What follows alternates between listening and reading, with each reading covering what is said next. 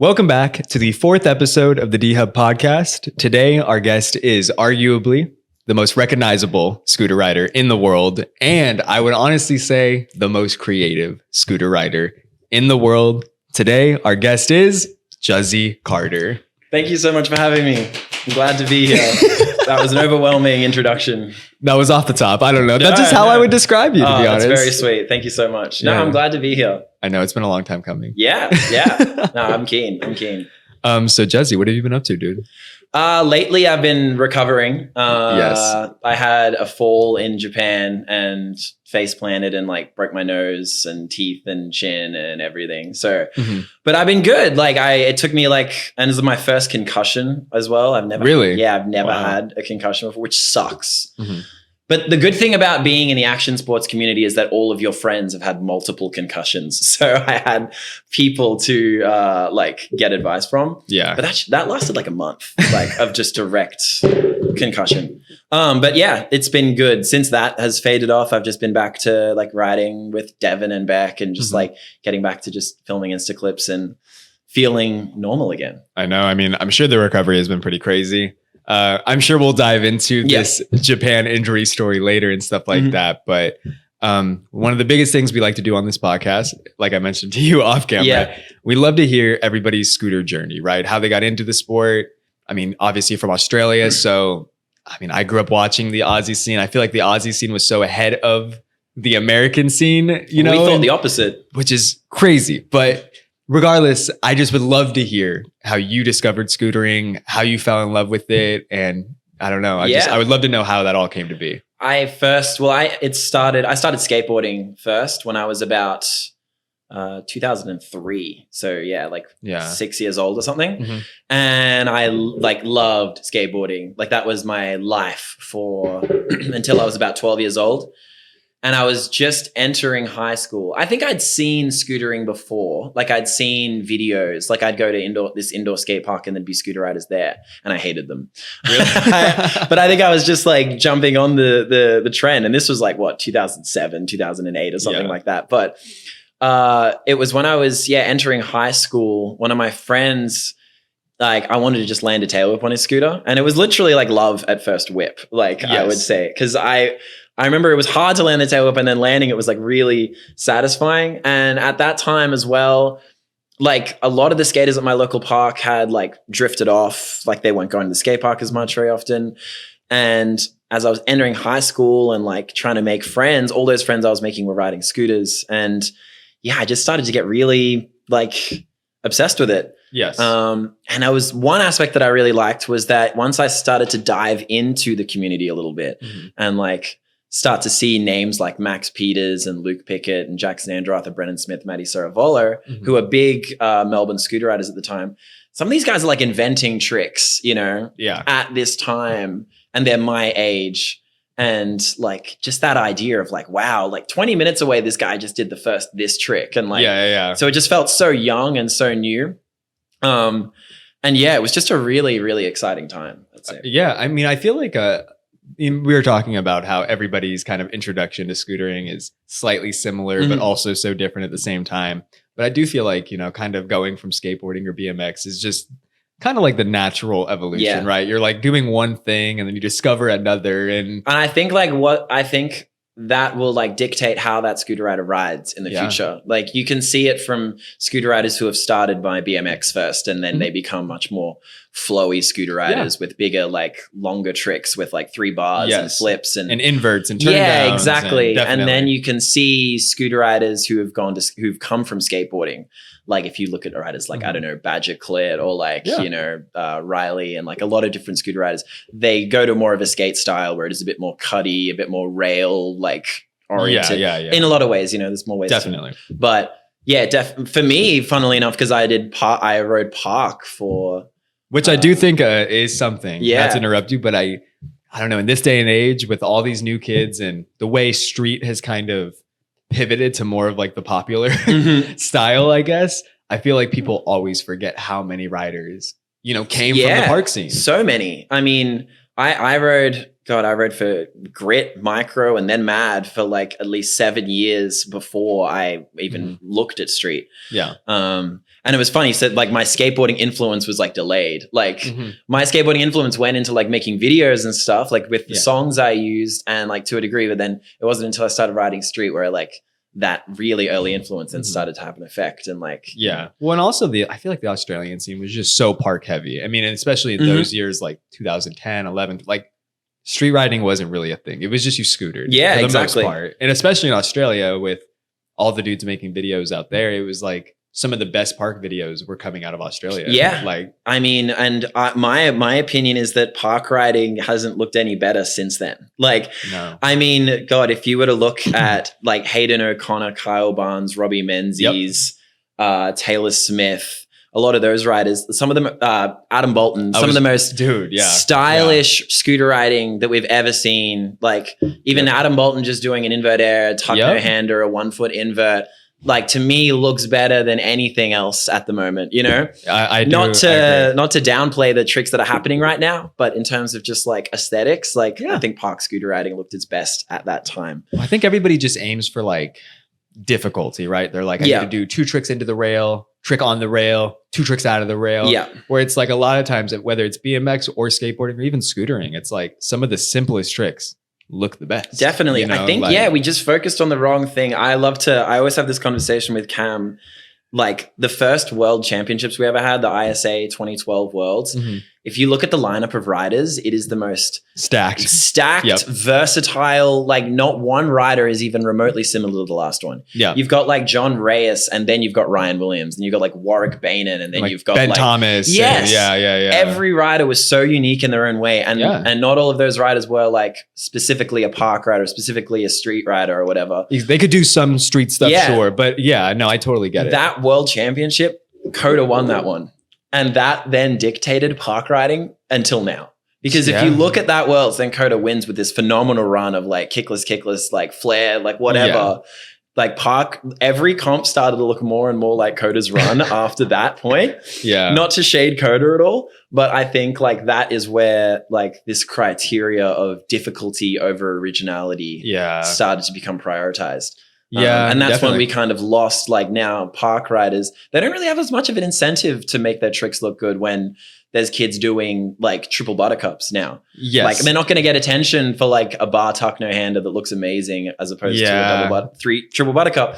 It's interesting, right? Though, because the judging criteria, like I know some contests have style implemented into their judging criteria, you know, like stuff like that. But for the most part, they're counting tricks. Yeah. And they're counting the difficulty of the tricks. So if you're a park rider, you're not caring about how anything's looking. And I get it. And even when I was a park rider, I couldn't have cared less about how my tricks looked. I wanted to just get my feet on the deck. You just want to land it. Yeah, you know? Definitely. So I think like it takes a bit of time to get to that point to, But like, you're right. Scootering at that time was sick. Like, because we hadn't figured out what scootering even really was at that time. Yes. It was just very wholesome for sure. And pure, I guess. Right? Yeah, really pure. Well, so after, I mean, you mentioned micro and stuff. We were looking at your YouTube channel. You had been uploading YouTube videos for like almost 15 years, which is pretty crazy that you have scooter video. I mean, unless there was another channel. There was a channel that I deleted that I want to die the fact that I deleted it. But it just had my first rewind and my first triple whip and my first 3 bri. And it had an edit, the first ever edit I made that was filmed entirely on an iPod Touch.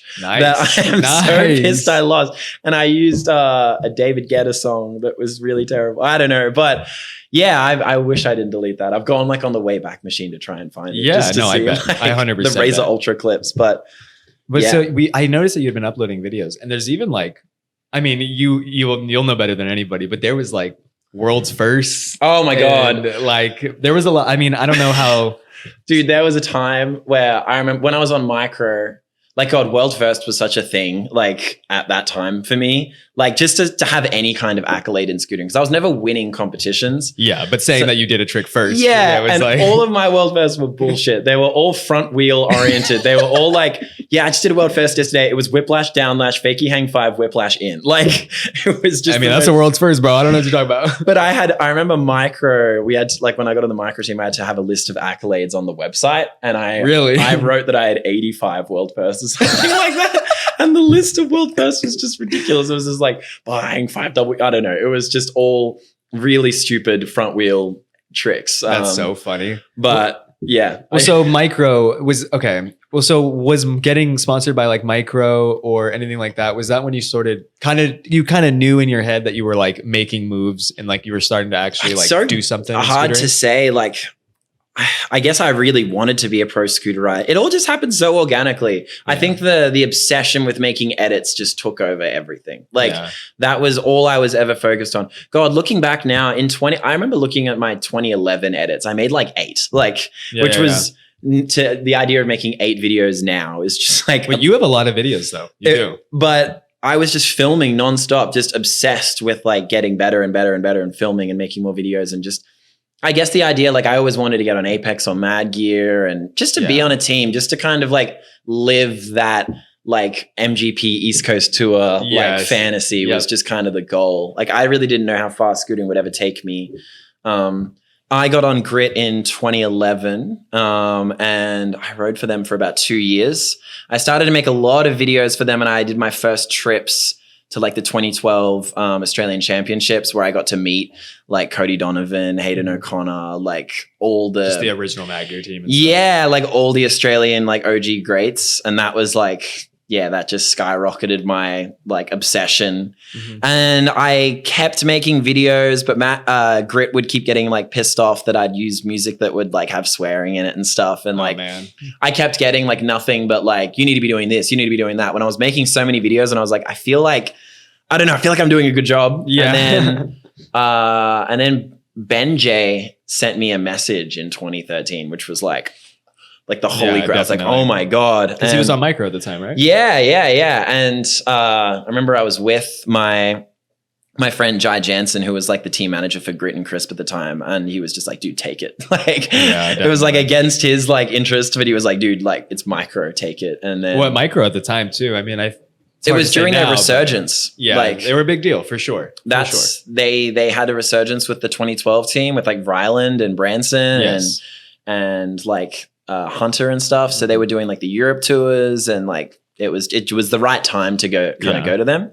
And that was amazing. We got Jesse Bays on the team, Tyler Marinovic and Wesma. And and we had a really sick team and Ben J came to Australia. We did an East Coast tour, which was like living out that like MGP East Coast tour dream. Yeah, definitely. And that was amazing. We then went to like all the Jammo jams and Micro was amazing. But after 2 years, it's when I was turning 18 and there was this deal where they were like, I needed to get paid at this point. It was like, okay, I'm finishing school. Like, how old are you at this point? Yeah, 18. Okay, like so you're 18, school's getting done, and you're like, I need to start making some money in this.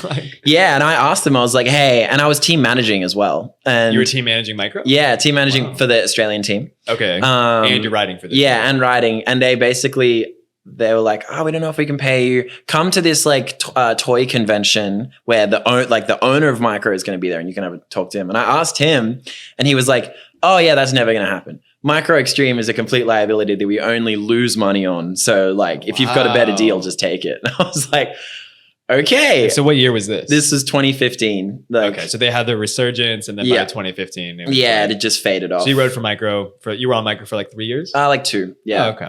And then how long were you on Grit for? 2 years. So yeah, 2 years Grit, 2 years Micro. And then I had that conversation with Micro because I'd had an offer from Mad Gear. Okay. And then once they said we're never going to pay you, I was like, all right, I'm out. Yeah. And then I went to Mad, which was a dream. But at this point, when you got on Mad Gear, you had buzz around your name, right? Like you weren't like a... No, like, I'd done enough. Like I hadn't like slowed down on making videos. And by this point, it was just, and I was doing a lot of trips up to Queensland, and that's when like Jesse Bays and like Titan Davis and like Darcy Cherry Evans and stuff were like really popping off with like resi tricks. So like our progression was like going through the roof at that point. And I was like definitely the best I'd ever been. So it was a great time. I was not good at comp still, but that's fine. For videos, that's why I always like prioritize making videos because it just when at that time kept videos the spirit alive. Yeah, I mean at that time videos were like the lifeline. You know what I mean? That was what you did before Instagram and stuff. That's what you did. You filmed a YouTube video and posted it, and that's how you like showed the world your scooter. No, I know, funny that, but. Yeah, then Mad was a great journey. When I got on, it was probably like the 3rd generation team. Mm-hmm. So we still had R. Willie, we still had Luke Berland, rest in peace. We still had like Jared Colwell, Billy Watts, Jess Boland, Thames and Steele. Nice. It was a stacked team, and there was about a year of like having like a team vibe with Mad Gear until like that faded off. Luke left, Ryan left eventually, and then it became this kind of it's always been a bit of a solo journey with Mad Gear. Like, yeah, definitely. Like I've always had the team, but I've always done my own thing, be it traveling, be it, you know, like going everywhere. Mad Gear was also the first brand I was able to go overseas with, which was... Where was the first place you went? SD. Really? Yeah, San Diego. So what was that like? That was the sickest trip ever. It was for the SD10 that got rained out, El Nino. Oh, wow. So it was when the El Nino video, when that was filmed. Okay. And that, I think, was the best time I ever could have come to America, because for some reason, everyone came to this SD10. Mm-hmm. There was like all the SF guys, LA guys, all the SD guys, like then all the Sky High people were there. So you had people from Chicago, Michigan, New York, like, and then all the park and street riders were together. That SD jam got rained out. So it just became, but there were all these after parties, like all these, like the AO after party, the Scooter Zone after party. There were all these jams at like all these different skate parks. So it was like, it just felt like this scooter tour where everyone was. Well, I mean, I do recall, SD12 was like, I think the first one that I had gone to, or SD13, something after that, definitely after 2012, but still. I mean, this was 2016. Oh, got it. This is 2016. 2016. This was SD10. Oh yeah, you're totally right. But this is when I met everyone. Like it was the coolest. Like, and people who I had known for like 10 years. You know, like 8 years at this point. You know, you're meeting Coder and like Matt McKean, Logan Fuller. So it was like huge, and that was probably 3-4 months before I'd like started riding street, or like after I'd started riding street. Okay, and. Man, I was only in America for 2 weeks, and I like came to America and left as like a completely different person. Oh, I bet. Yeah. Like I made my bars taller. Like I got a bigger dag. Yeah. I went to a 4.8 instead of 4.5. That's so good. It was extremely like that trip like shaped me. Like, well, what riders out here were you like most influenced by? Because obviously, like you said, we were all influenced by Australian riders, but then Australian riders were being influenced by US riders. There was a really big on that trip. I went there with like Dylan Morrison, Max Peters, and like Cooper Elgar and like Apex guys, and I was staying with Clayton Lindley. Mm-hmm. But by the end of the trip, I really wanted to come up to LA to film. And Shelby was like, hey, Zach Martin is driving up with Chema and going to be staying with Tyler Bradley. And if you want to go to LA, like you can go up with him. Mm-hmm. I went up with him and stayed the night at the TGE warehouse where McKean and Logan were. And that was like, oh my God. Like, oh, I bet. We were sleeping up above. Yeah, exactly. And then we went to LA, and that's when I met like Walter and Andrew Zamora, like Nick Donatelli came out. Yeah. But that weekend I hit my first kink rail that weekend. Wow. Like I did my first like big backflip on a street rail. Mm-hmm. I filmed like 10 clips in like 2 days. That weekend like really was the big transition of me being like a park rider. Like, to just like street filming every day. Like it exposed me to maybe more like street core riders and like this, like the street kind of lifestyle. Yeah. And then at that point it was just like, it was probably just fresh blazing. Too, right? Because you had probably learned a majority of tricks that you had wanted to learn. Yeah. And kind of pushed yourself as far as you kind of could in the park. So then when you're like out with all these new friends and people you like, and you're learning new tricks, and you're kind of getting that like that satisfaction in your brain that you're progressing and learning stuff. It's like, definitely, you just want to do that now. and you know, growing up watching like skate videos and scooter videos, and like watching like this, you know, filming in LA, like with VXs and stuff. And then finally like being in LA with all these street riders, like also while Tyler Bradley is like in his peak of like, you know, the Phoenix era. The first guy to like 50 down kink rails, and watching that in person, like, and watching this mentality of like, do or die. Like I'd never seen it. So it was like really like living a dream finally, like being exposed to that and being able to experience it. So yeah, after that, it's like lit a fire underneath me to just go crazy filming. And yeah, that was a really, really exciting time. That's crazy. So then as an Australian rider, was getting on like an Australian brand always like on like, you know, the Apex or the Mad Gears? Was that where you wanted to be since, you know, hometown hero, obviously? I definitely wanted to be on Mad Gear forever, but I mean, at that point, I would have just taken whatever the hell was offered to me. But in the back of your head, were you kind of hoping it was going to be like... I remember being like when I was a park rider, like really wanting to be on Apex, like really wanting to be. But once that ship had sailed, I don't even know. Like I was more excited to go overseas and just scooter than like be sponsored by a particular brand. That's understandable. Yeah. And at that time, like, you know, Tilt wasn't like as big, and like, you know, a lot of brands now that, you know, that I love more. Yeah, it was hard. Mad Gear was always very much a dream. When Mad Gear was so dominant at that time too, like it was just huge. They had the best riders. I always loved foot jams even before I was on Mad Gear. So and they had the best deck for it, dude. To get on Mad Gear and like to have that foot jam possibility was like so exciting. I'm sure you remember it, but when we were kids, dude, it was like we had another one of our friends who had a Mad Gear with like an SMX fork. And when we would play Scoot, he would only do foot jam stuff. And the rest of us have like a Phoenix Reventon with like a Phoenix fork, and like it's just there's like 70% less foot jam space. That's still what I do in games of Scoot today. Is just just be an asshole. I've heard you're an asshole when it comes to playing games of Scoot, dude. I have heard some stories about you taking games of Scoot so serious and pulling out like the most stupid tricks to win a game of Scoot. You want to talk about that? Yeah, there's a lot of, I mean, there's been games. I remember a game I played a couple of years ago with Vinny, and my sets were as follows: Dono flip fly out, Dono whip fly out, 180 Dono whip fly out, 3 Dono whip fly out. I gamed him. Just an asshole. Like, but that was until I came to LA and started playing games of Scoot with Cam Ward. Yes. And he is, if I think I'm a dick, he's even worse. He's also somehow like the best scooter rider on earth and can do everything. And he has all the weird tricks, like the Vaders and the like, he just do all these things and you're like, oppo bars and stuff too. I did a dog set on him. I did a board hard 3. He's never done one and he did it first try. Like if you've tried board hard 3s, never done, they're so hard to do. Yeah. Like, but I beat Cam in a game of Scoot and he was like, that wasn't a league game. Doesn't count. I'm like, what is a league game?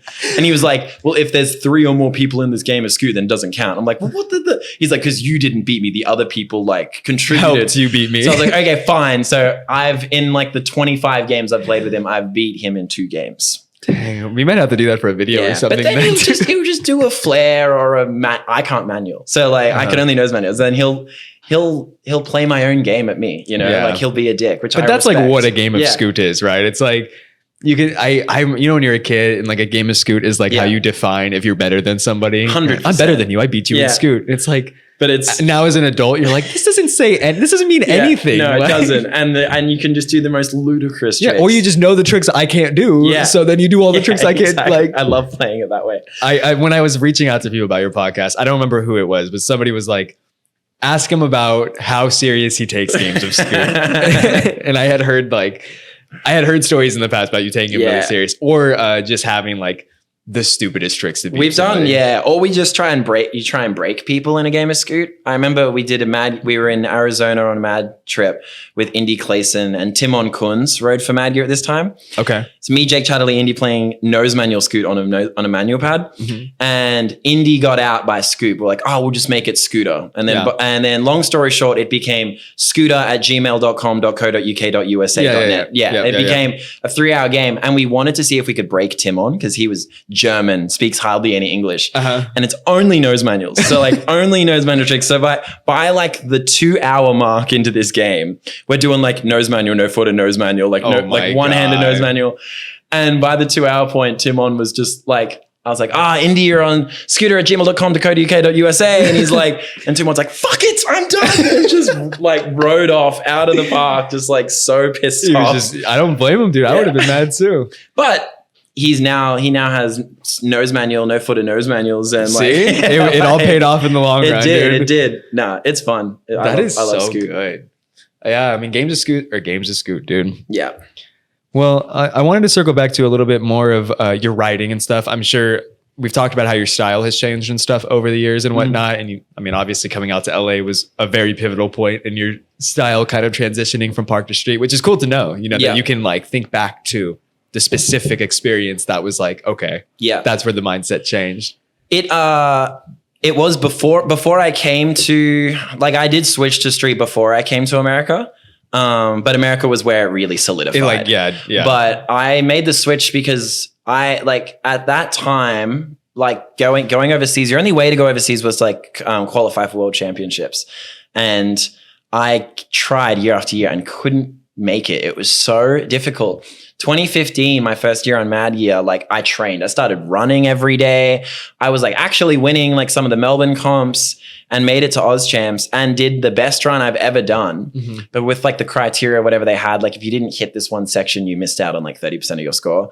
I didn't know that. And I didn't qualify. And I went, this was at Monster Skate Park. And like my best friend, Vince Kinner, he qualified, did an amazing run. All my friends were going. And I just went to the vert ramp and cried. I was so sad. Like, because it was like the only way you could go overseas was that. And that's all you wanted, right? Yeah. And I was so like angry. I was like, I'm sick of it. Like, and my filmer, Dylan Alt at the time, was always a bit more street oriented. And he started like teaching me like how to do like front board 270s, which turned into like backflip 270s. And those turned into front hurricanes and back sugar canes. And I was really loving that. And then like, I started going to some street jams and then met like the Friendly crew and the Fam Hungry crew, which is all the native guys now, like Reese Jones, Regan Thompson.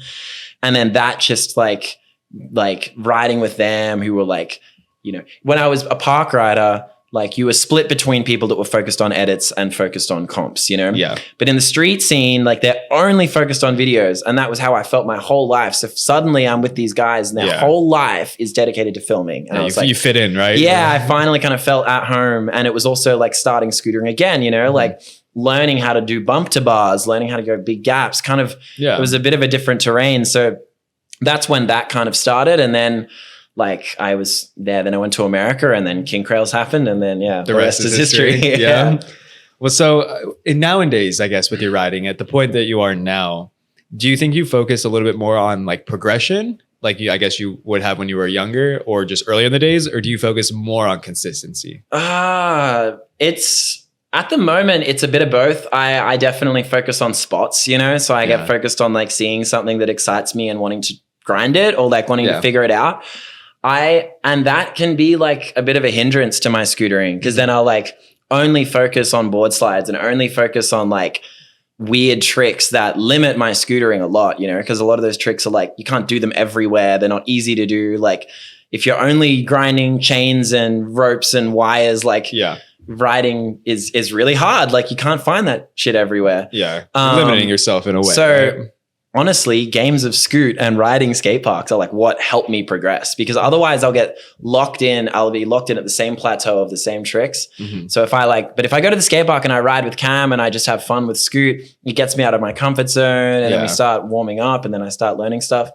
I don't know. I guess as opposed to focusing on consistency or progression, I think I'm more focused on like fun and like, just like keeping the passion alive, really. Definitely. And whatever keeps the passion alive. If it is having fun, if it's seeing a new spot, but I'll always love scootering no matter what. Like, well, I'm sure consistency does play like a small role, right? Like I've heard stories about you battling for tricks. Everybody battles for tricks, right? I mean, I'm sure the tricks that you're battling for just come with longer times because the trick is so much more intricate and difficult, but I think every scooter rider strives for consistency in their own way, especially with manuals and stuff like that. Like you just want to be able to do them when you need to do them. 100%. I think, it's like with kink rails, it's like a big thing. Like if you don't do a kink rail for a while, you really lose it. Like you lose you lose that confidence, that feeling. Like I had to do kink rails so often, like every couple days, to not be afraid of them. And then to build up the confidence to like look at like, a 7 kinker and be like, yeah, I know how to do that. I got that. Yeah. Because you've done it a million times before. That like, I don't really focus too much on consistency, but I do like when I go street riding, try to hit everything I can or like try and hit things that are scary because otherwise you lose that so quickly. I lost kink rails for a while and like had to go through that process of being terrified again to get over it. So that when it comes to me filming again, I can just hop on, or it comes to a street jam, I can just hop on and not feel like totally anxious. But that's like what the skate park and stuff is for, right? It's just for you to kind of stay consistent. So that when it comes time to go get a clip, it's like you're not fresh off the couch, haven't scootered in a week. You're like, oh, I've hit the skate park 3 times this week. I'm good. No, exactly. It's and in LA at the moment, it's been hard to find people like down all the time. So I'm always just going to Frog Skate Park by myself and just practicing whip nosies and stuff like that, you know, just to be like, all right, I'm not filming today. I'm not like going out with anyone. Like, what can I learn? Like, what can I figure out? Like, or like relearn a trick. A lot of getting older with scootering is relearning tricks. You know? But relearning tricks is almost as satisfying as like learning it the first time. 100%. It's like, yes, I'm still good. Like, it's like that little reminder. I'm not washed. It's depressing to look at clips from 10 years ago and be like, I can't even get close to that anymore. You know, it's just a different time though, dude. Honestly, like decks were smaller as well. God, the flat tricks I used to be able to do, that like getting a bigger scooter like made my scootering so much better and opened up my world, but it also closed off so many tricks definitely. That I didn't even realize. Like, I was like, I don't remember when I lost triple whips and like triple whip flats, you know, like, and that was so easy for like so long. And but like, I bet you if you were to hop on like a smaller scooter, you could do it. You know what I mean? You know what? Like I never do more than like one tail whip really, like at the moment, like over the last few years. When like I do a double whip now, it feels like a different language. It's like, whoa, like I haven't felt that go around again in so long. Yes. And I was like, I did a 7 whip one time. Like how the hell? But yeah, like that's the thing. It is just like a muscle you have to like train and like, you know. And confidence is, I think, I don't want to say it's the most important thing in scootering, but especially if you're going 90% for 90% of it. Yeah, like if you are not confident in your ability to do the trick or whatever it is, like confidence is key. If you're going to hit a rail, you got to just like, I'm going to do this. I'm going to land it. And confidence and hard work. Yeah. You know, when talent doesn't work, hard work beats talent, you know, like you need to like the rider that's going to last longer than anyone is the rider that's going to not stop, you know, like that is why like the best riders are the biggest battlers are like the best riders, the ones who just like don't quit, you know? Yeah. Cause they don't want to go home and not get the clip. They'd rather just keep hurting themselves and get the clip. Cause that's definitely. I mean, I never saw myself. I would go to the skate park and see like Dylan Morrison and stuff who were like so consistent. They'd win every comp because they had this level of consistency that I couldn't even dream to get to. Yeah. And I never saw myself like that. But I looked up to the skateboarders like Andrew Reynolds or like Gabriel Summers is a really great example at the moment. Skaters who have to battle, you know, like that was always me. I know I can do it. I just have to keep going, you know? So I always focused more on filming because I had more time to like, you know, work on something and battle. Like that's why comp riding never worked for me. And I always liked moving on from something, you know, like if I landed, all right, next trick, you know, as opposed to like, I got really bored with like, I don't know, maybe learning a Bri umbrella and then having to do it a million times. I'd rather just go to Bri Buttercup and then go to Bar Bri, but you know, like. Yeah, that makes sense. We did talk a little bit. You were talking about we were talking about confidence. So I wanted to circle back to this because you've obviously accomplished you've done some pretty scary things, right? I wanted to talk to you about fear. Everybody handles fear slightly different. Some people feel it more than others. But I mean, in your career and all the things that you've done, how have you dealt with fear? Just by battling it with, you know, practice and building your confidence up so the fear comes down? Or have you just always been able to deal with fear when it comes to scootering like that? Well, overcoming fear comes with just getting comfortable, you know, like, I mean, the El Toro thing, like, I mean, you did. For those who don't know, come on. Inwarding El Toro is like an amazing feat. Like I appreciate it. I always wanted to do it. I remember thinking about inwarding El Toro for a long time and like just imagining it, but not really thinking I was going to do it, you know, just like kind of wanting to, but like, I know if I go there, I'll be too scared kind of thing. Was that the scariest thing you've done, do you think? No. But it's up there for sure. Okay. No, because when we were there in Coalition, everyone on my team had already done a mandatory and that was the only mandatory left. And like, it was up to me, which I hated. I was like, for God's sake, as if I have to. Because you hate the pressure and having all eyes on you. El Toro. So I went there to front lip deck grab the rail because I was like, I know I can do that. That's fine. But then when I got there, like every scooter rider knows, like if you look at a set or if you look at a rail, like you just know immediately if you can do it or not, you know, like maybe you won't land it that day, but you know if you can do it or not. Yeah. And the moment I looked at El Toro, I was like, oh, I got it. You know, I wasn't even afraid of it. I was like, I got it. It was like, what scared me was rolling up to it like a few times and like, and more getting in my own head of like, how I've seen other people approach this for years, how I've seen other people roll up and like terrify themselves. Overcoming that fear was purely because I'd done 1,000 inwards, you know? Yeah, comfort trick. And I'd never stacked an inward down a set of stairs. Or maybe a couple of times, but like for the most part, it was it was a safe move. Yeah, I had it every time. So it was like, if I can look at it and know I can do it in my head, just do like the math like in my head, like I can do it. That there's other examples of like big kink rails and stuff that have been way scarier. Like the idea, like I'm sure Ruben like knows what I'm talking about, of like being on top of a rail, like when you don't know what it's going to feel like 2 kinks from now, you know, you don't know if it's going to slide. You don't know if you're just going to get pitched forward and then all you're looking at is a rail, is a rail directly between your sack, you know, like overcoming fear comes with like practice and confidence, you know, like it's not scary if you've done it 100 times. Yeah. That's always helped, you know, when you have to accept that it, you know, stacking is just part of the game. Yeah.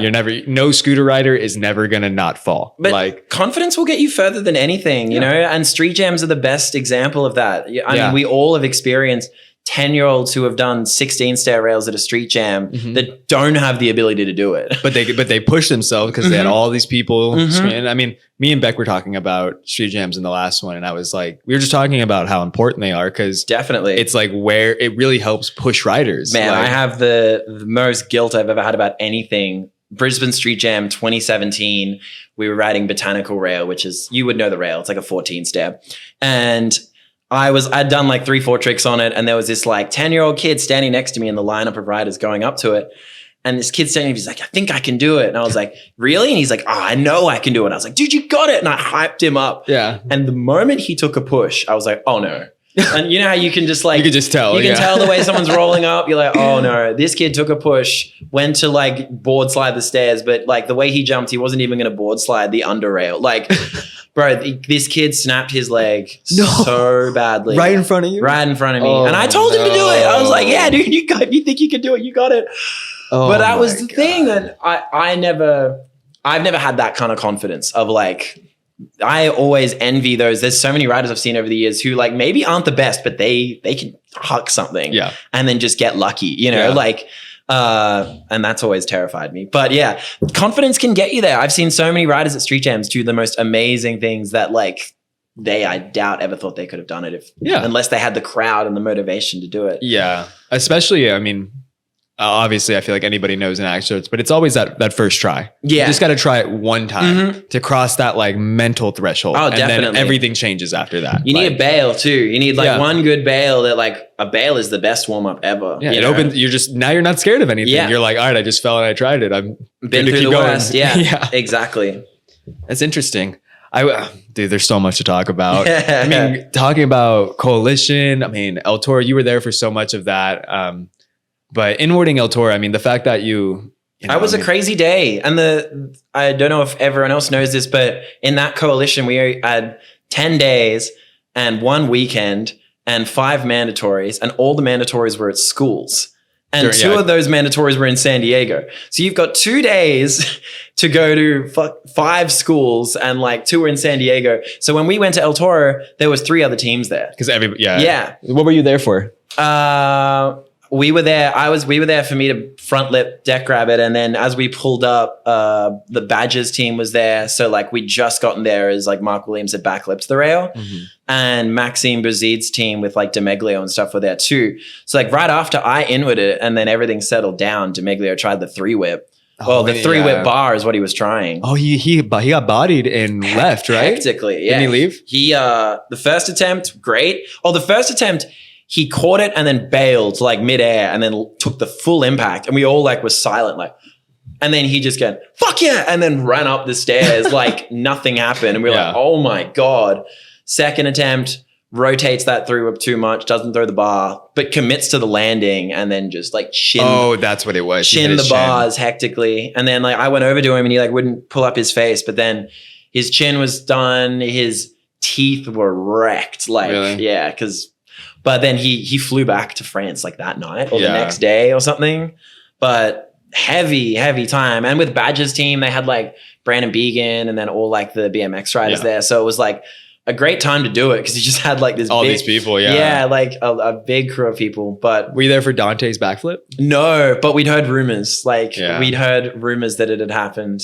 Dude, you know what my favorite trick that got done that year is that nobody talks about is Flavio 5-0ing. 5-0ing the rail? I mean, one best trick. I mean, like, I feel like I never hear. And he did it perfectly too. Yeah. He did it like the whole thing. He got on early, slow, and just 5-0'd the whole thing. No. I don't think anybody's done it since. No, that was unbelievable. The one thing that gets me was Maxim's whip lip. The gap whip lip down that hectic, like 10 flat 10 or whatever it is. Like, Ruben, that was the courthouse, no?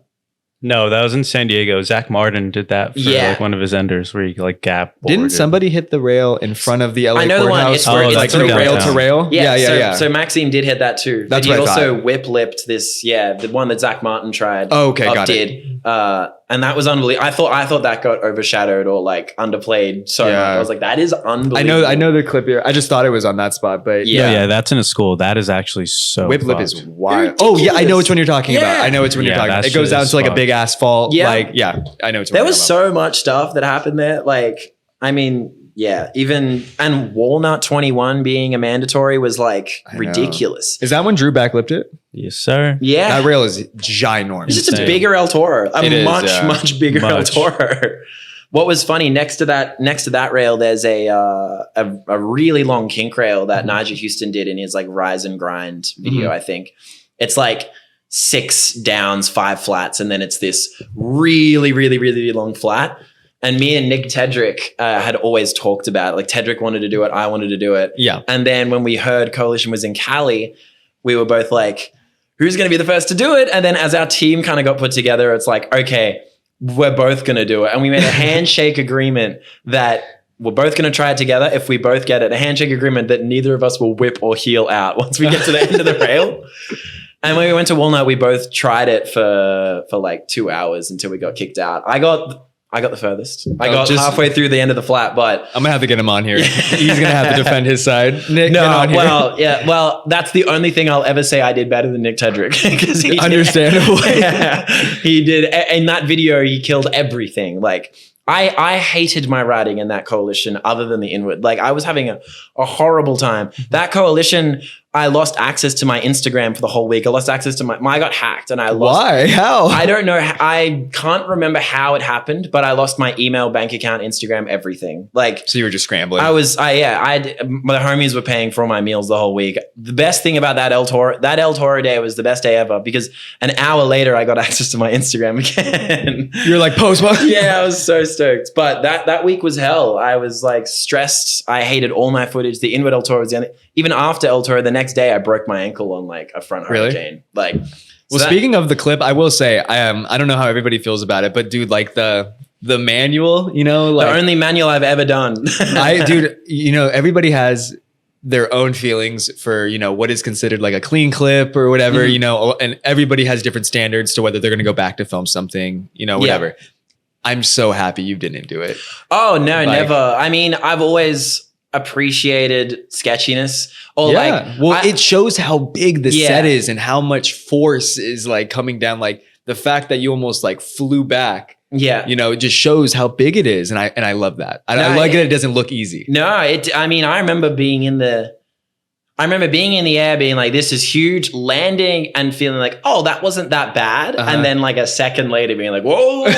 And then it was an indescribable feeling for sure. But I've always appreciated, like, you know, like that guy, the Black Ninja dude, the Steve Hates Skating guy on Instagram, and he's like, no roll on grinds, and like he has a hectic like criteria for what skateboarding should be. I hate that because I always love sketchy skateboarding or sketchy scootering. I love when things look hard. Yeah, you know, exactly. When you can see, great example, Kai Saunders, like 8 years ago, I remember I filmed him an over 55 40 on this rail. He landed it like 23 times, and we were like, bro, you're insane. Like, these are all perfect. He's like, no, it has to be like the right one. Like, he was such a perfectionist, and he got the one he wanted.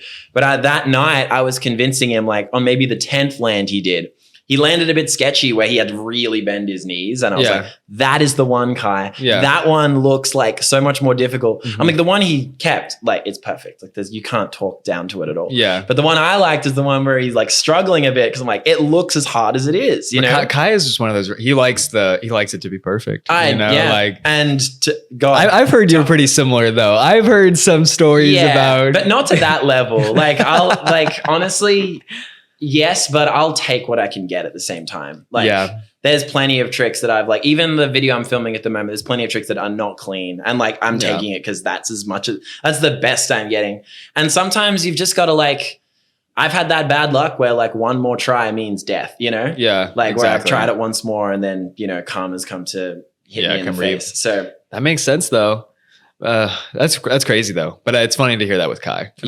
No, Kai. I mean, I respect it. I have nothing to say. But I've always appreciated sketchiness. If it makes it look hard, hell yeah. If you're rolling away from something and barely holding on and just making it happen, it's you feel like you're the rider. You know, you feel like you're just holding on as well. So, but I think, and that's the thing too, is if you go back and watch any early. I mean, don't get me wrong, you go back and watch early day scooter videos. There's plenty of clean landed tricks. It's not like people weren't landing clean, but just the standards weren't set that high. So it was more so if you landed it, it just counted. It was a land. Nobody was monitoring what your feet did after you landed and if your knees bent or if you swiveled out. It was just oh my God, he landed it. That was crazy. You just got your feet on 100%. Yes. I mean, it's a different time now, especially with how stylish the new generation of scooter riders are. Yeah, definitely. When I look at how the Russians do their heel whips, I'm like, how? The back foot snap. I want to know how to do that. I can't do that. You have to learn how to do heel whips that way first. You know 100%. What I mean? I watch them and I'm like, God, I look horrible in comparison. And that their standards are to the highest degree, which is awesome. Having that standard only means scooter riding is going to look sicker and sicker and sicker. And set a standard for everyone that you can't bitch something, you can't half-ass something, you can't zeech something. It needs to be proper. A crook needs to be elevated, you know? If we just let everything slide, the standard's just going to slope all the way down. Well, I mean, how do you feel about OG skaters kind of gatekeeping skateboarding and making sure that certain standards are met and criteria are met? Do you feel the same thing is happening in scootering, or do you feel a lot of the OG riders are staying as much as people like to complain about maybe a Parrish, always speaking up about how he feels and people doing things the way he doesn't think it should be done. For every person who might not agree with him, I do personally like that he's standing up for how he feels about it. You know what I mean? I think more people should be honest and vocal in scootering. You know, even if you're not going to follow that advice, I think it's good. And listening to people like Parrish, they're a credible source, No, I mean, he's done stuff in scootering. It's not like it's just a nobody telling you. No, that, I mean, and that sets standards for me with zeeching is a good example, I think I don't think the next generation should be told exactly how to scooter and exactly how to do it. Because I think we need to evolve. We need to change. We need the Russians and the young 16, 17-year-old street riders now. They're the Jack Walshes. Yeah. They're the ones who are really paving the way at the moment. They're the ones who are opening our eyes to stuff that we didn't know was possible. Mm-hmm. They're opening our eyes to things ways in which to do tricks we didn't know were possible. So I think there's a level of we should definitely instruct the youth in the next gen on hey, this doesn't fly, this doesn't, but at the same time let them do what they want. Yeah, I think there needs to be a mixture for sure. Every grind and whatever. Yeah.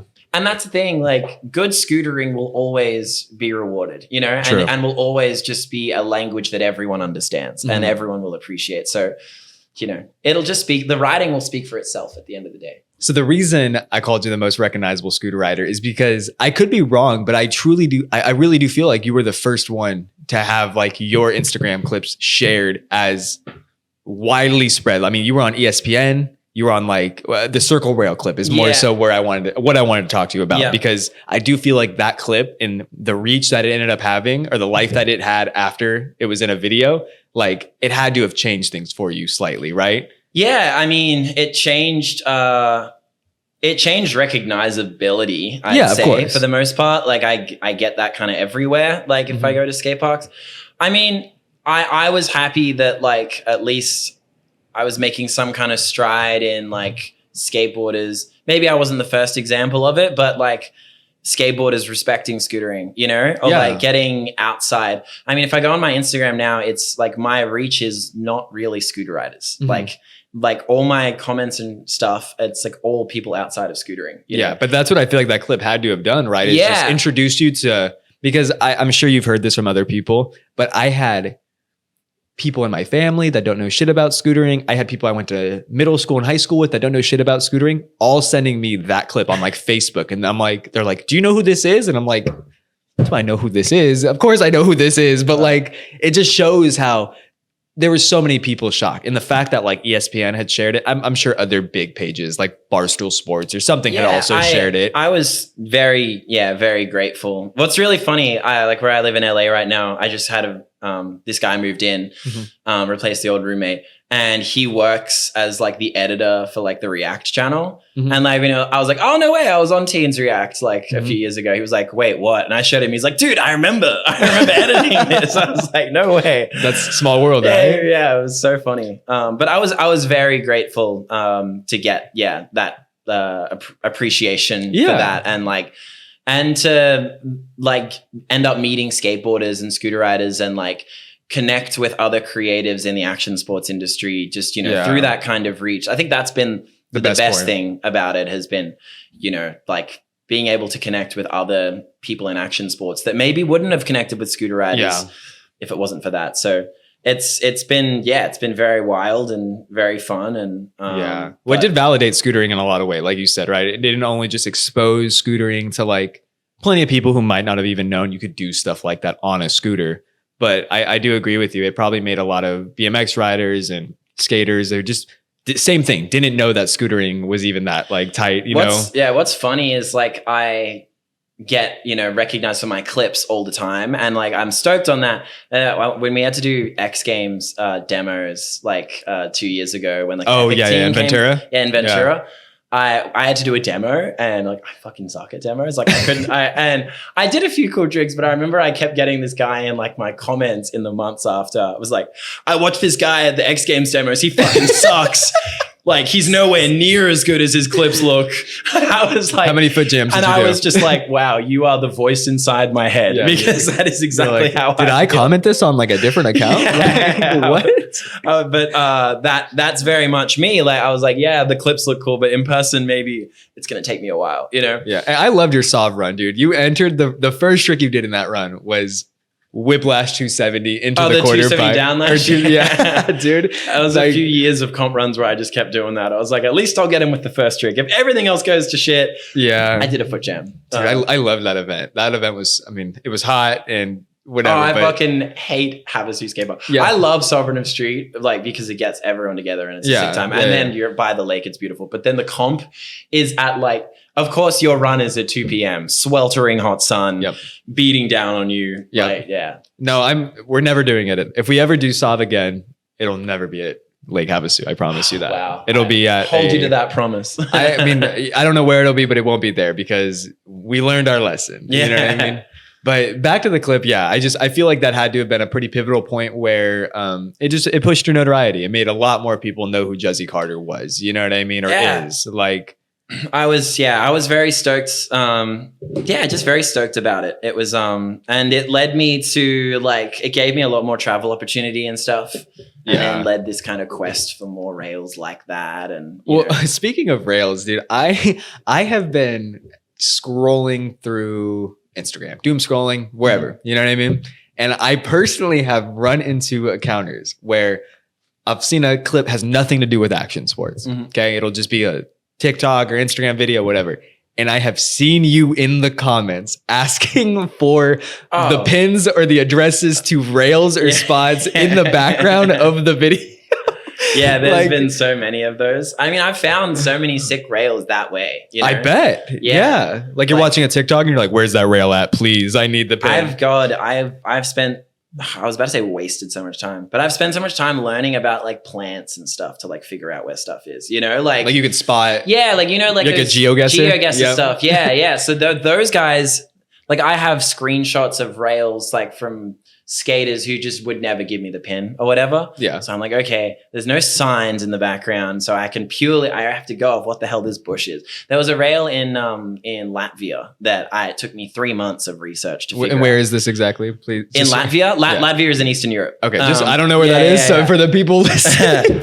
Eastern Europe, but there's nothing in this clip that showed me where it was, so I had to learn about this plant. Like I had to have screenshots and identify the plant and be like, okay, yeah, it's mostly found in southern Latvia and also in Bratislava. And I was like, okay. You're into Google Maps, going through streets. Yeah, and then through months, and then you find it, and then that kind of makes the clip, like the trick becomes more of a journey, you know? Yes. It's like it was 3 months of a journey just finding the spot. Now I'm here, you have to do it, you know? Yeah, like, definitely. So it makes every trick a bit of a story. Is that probably the craziest, I guess, like story you have with hunting down or chasing down a spot? Yeah, there has. I have to think of it because there's so many. Yeah. What's the furthest place you've ever gone to for a spot? Oh my God. Ridiculous. I mean, it's more like what's the furthest I've gone for an Insta clip? Like fair. Okay. Oh, it wasn't even for a video part. It was for one example was 2 years ago in Barcelona. Mad Gear flew me out only for the week, only for Extreme Barcelona. And I got in late. I missed my practice. Okay.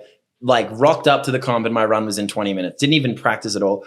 And I was like, oh, who cares? Like, I'll do fine. I did shockingly. Like I landed like one trick and it was a front lip down a rail. It was so bad that I literally came last in the entire Extreme Barcelona. And I was like, Mad Gear flew me out here just for that? I was like, nah. I was like, I have to do something. And there was this one rail in Bordeaux, France that like I've wanted to hit for a while. And now that my obligations were over, I was like, cool. You weren't going to finals. I was like, cool. So I left Dissidence Bar at 10 p.m., got on a 14-hour bus all the way to Bordeaux, France, which was the other side of like the continent of Europe. Okay. Got to Bordeaux at like 8 a.m, met the homie Marius, and I was like, yeah, he thought I was like staying for a few days. I was like, nah, just take me to this rail, do the rail in like 10 minutes. And I was like, all right, I got to go back to the bus. And then it just went all the way back? I was in Bordeaux for like 90 minutes and then got back on the bus, 14-hour bus back to Barcelona. Got back to Dissidence Bar at 1 a.m. And then I was like, went to my manager. I'm like, got the Insta clip. Like, so you didn't pay for nothing. Like, I did this all on my own time. Yeah. I did. Don't worry. Yeah, exactly. But like, it wasn't even, it's also for myself, you know, just to like tick off that box of like, oh, I hit that kind of shape of rail. You know, I've never done that kind of one before. But it got you excited. And that's all. That's really what matters. Oh, definitely. I try and fit him in everywhere. Like, and also, you know, living in LA, like at this point, I've hit so many of the weird shaped rails that I know of out here. Yeah. So like it's like, all right, I need Instaclip. It just means I have to get on a bus for 4 hours and then go there and self-film and then come back. Like, yeah. Then it's like, I did it, you know, as opposed to like sitting at the skate park, like scratching my brain all day, like, and then feeling bad about your run. Yeah, exactly. So like you were productive with the time. Yeah, exactly. I go great distances, but it works out, you know, like sometimes. That's pretty funny though. I mean, I had to imagine. Okay, so you've obviously traveled a ton. I think you've probably traveled more out of anybody that I know. Or you've been to more places, I'd imagine, than a lot of people that I know. It's been, fun.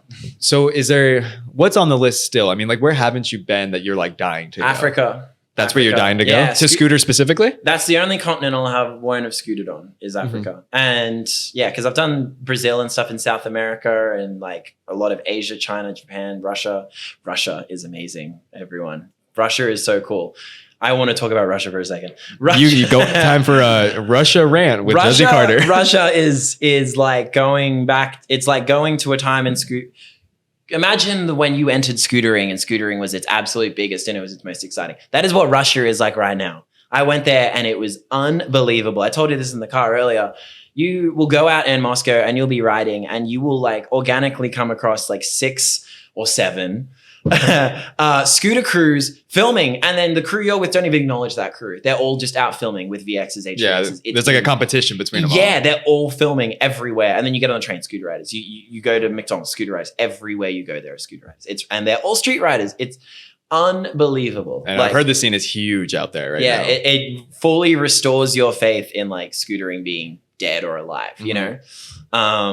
So Russia was like very sick to finally tick that off. And like also kind of break that stereotype barrier in my brain of like maybe how different the Russians are. No, I feel the same, especially as an American. I mean, I grew up being like, not like scared of Russia, but like it was always just like, you're not going to go to Russia. No. I mean? It's the other side of the world. Like, you go there and for one, it feels like you're in Europe.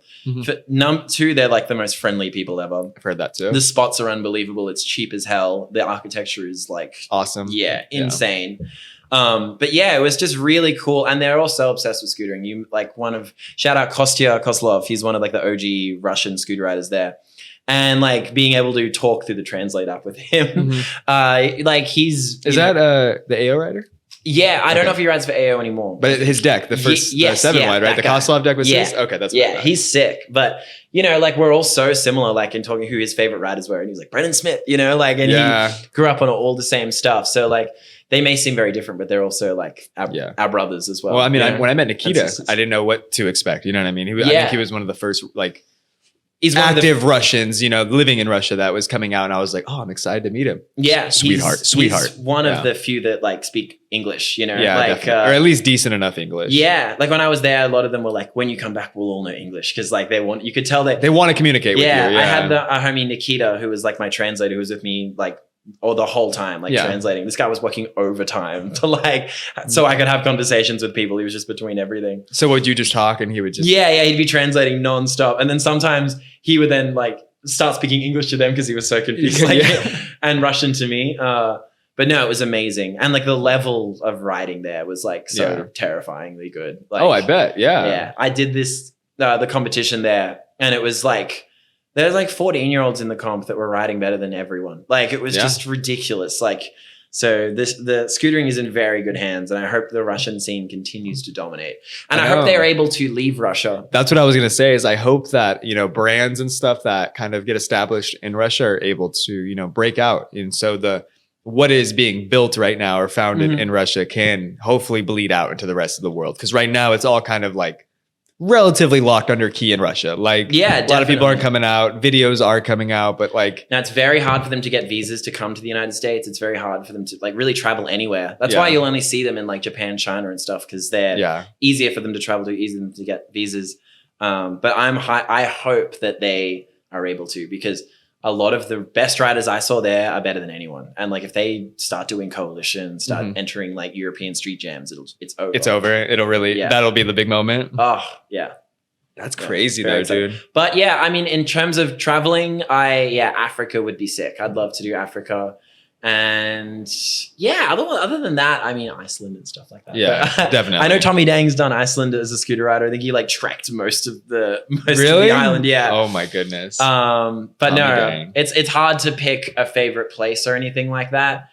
Everywhere has things it's great for. Where would you say is your favorite place to scooter? If you had to settle down and stay in one place, where do you think you'd go? I've always like Stockholm for flat bars. Stockholm, Sweden is like every piece of grass in every garden is surrounded by a flat bar. So like you are in flat bar. But like you could live there, like the people, the food, the environment. I don't know. That's what I mean. If you had to pick one in the summertime, it's so hard because then at the same time, like New York is my favorite city on earth.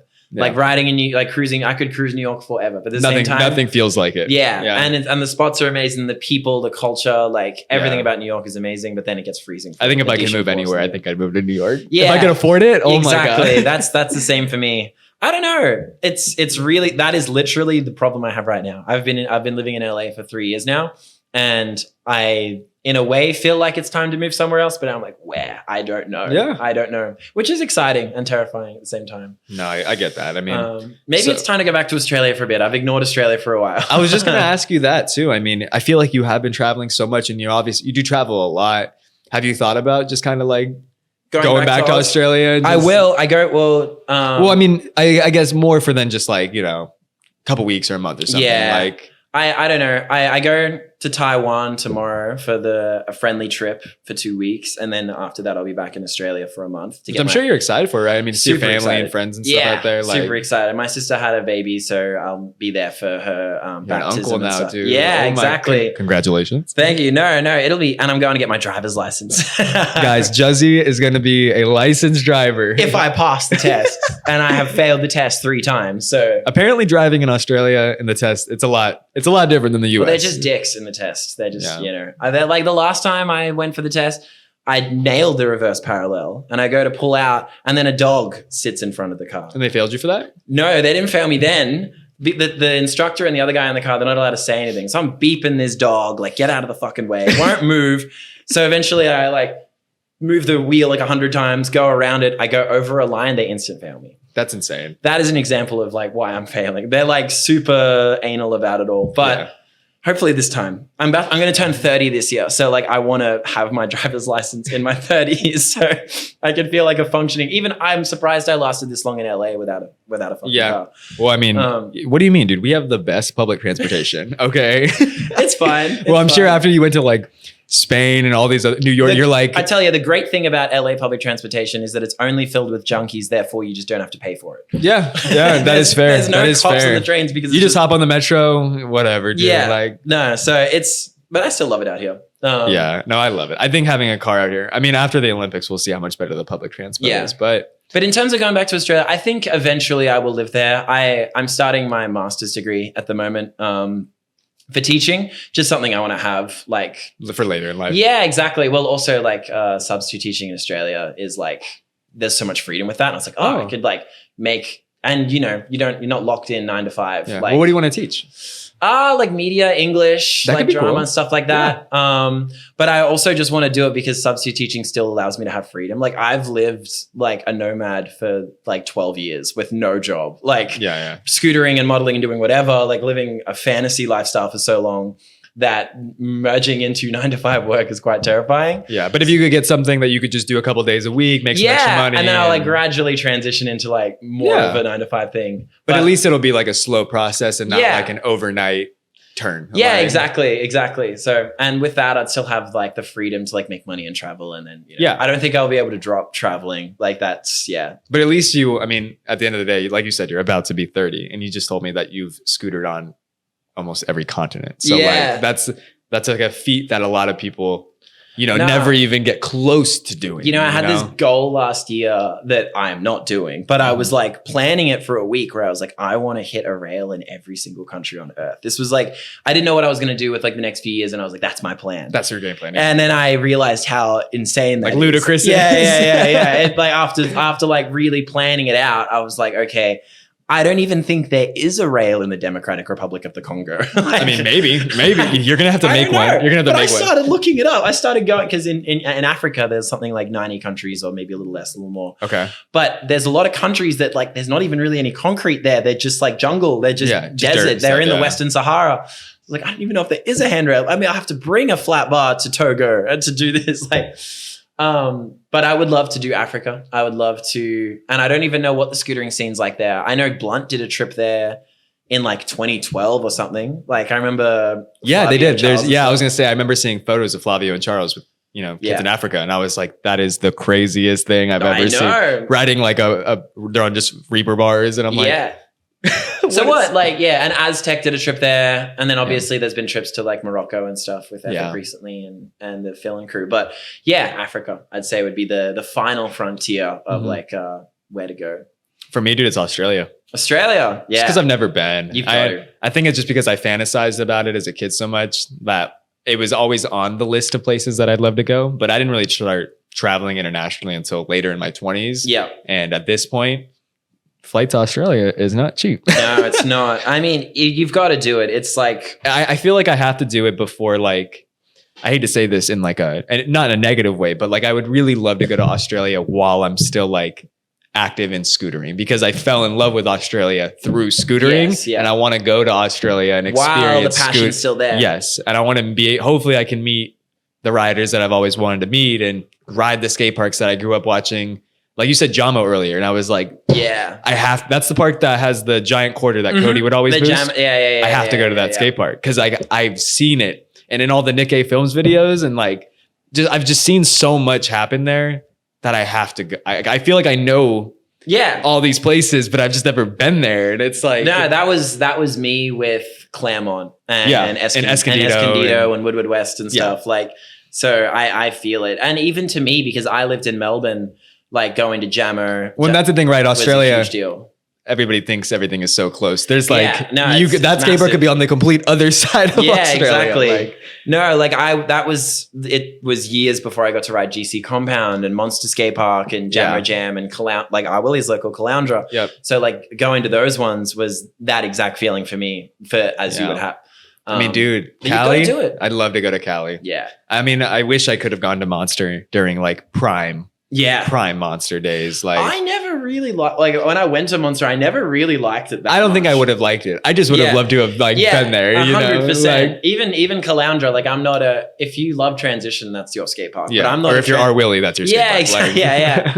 So like I never, but it's just it's like going to the Taj Mahal. Like it's like paying your respects and being like, I'm here, and like only you know like what that skate park means to you and like the history and how much time you spent watching it. So like it is like a bit of a mecca, you know, like it's like feeling all the clips that happen. That's what I mean. You know? And I mean, dude, like if I could meet, like I would love to meet Cody. Yeah. Meet who else would I? Sweetest guy ever. I mean, I've talked to him on Instagram. Yeah. You know who actually you brought his name up earlier, which is weird because it's a rider that I like fully well knew of as a kid, but I feel like a lot of people nowadays don't really remember. And it's Adam. Like Adam Bolton was one of the biggest inspirations to me because his hair and how he just didn't give a fuck. Like, and he would air so high, and like it was crazy. He very much embodied like this, I don't know, bad boy like attitude that like a lot of scooter riders emulated. I can't tell you.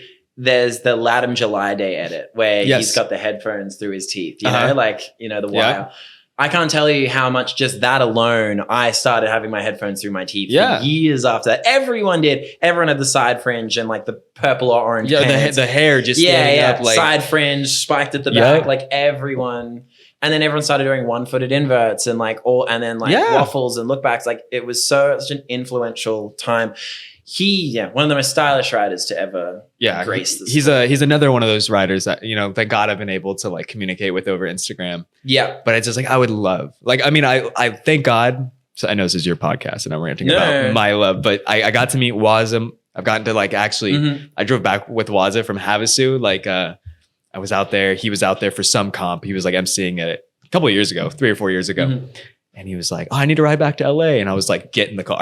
Yeah, like, hell yeah. 5 hours with you any day of the week, dude. Like, Waza is also, he was there for everything. Yeah, like, no, 100%. He was at Monster at the time of everything. I've watched every Nikkei Films video, every Monster camp, every like anything that involved that group was just, it was what kept me going as a kid. Like, no, 100%. Even same for me, you know, because we're like same generation of scooter riders. So, which is weird though, because I think you were talking about how you were like 2012 trying to go to like contests and move up and stuff. And at 2012, I was like just getting into scootering. Yeah. You know what I mean? So it's just crazy. And we're not too far off in age. So it's so crazy to think about like what you were accomplishing when I was like learning how to tail whip. I mean, I started scootering in 2009.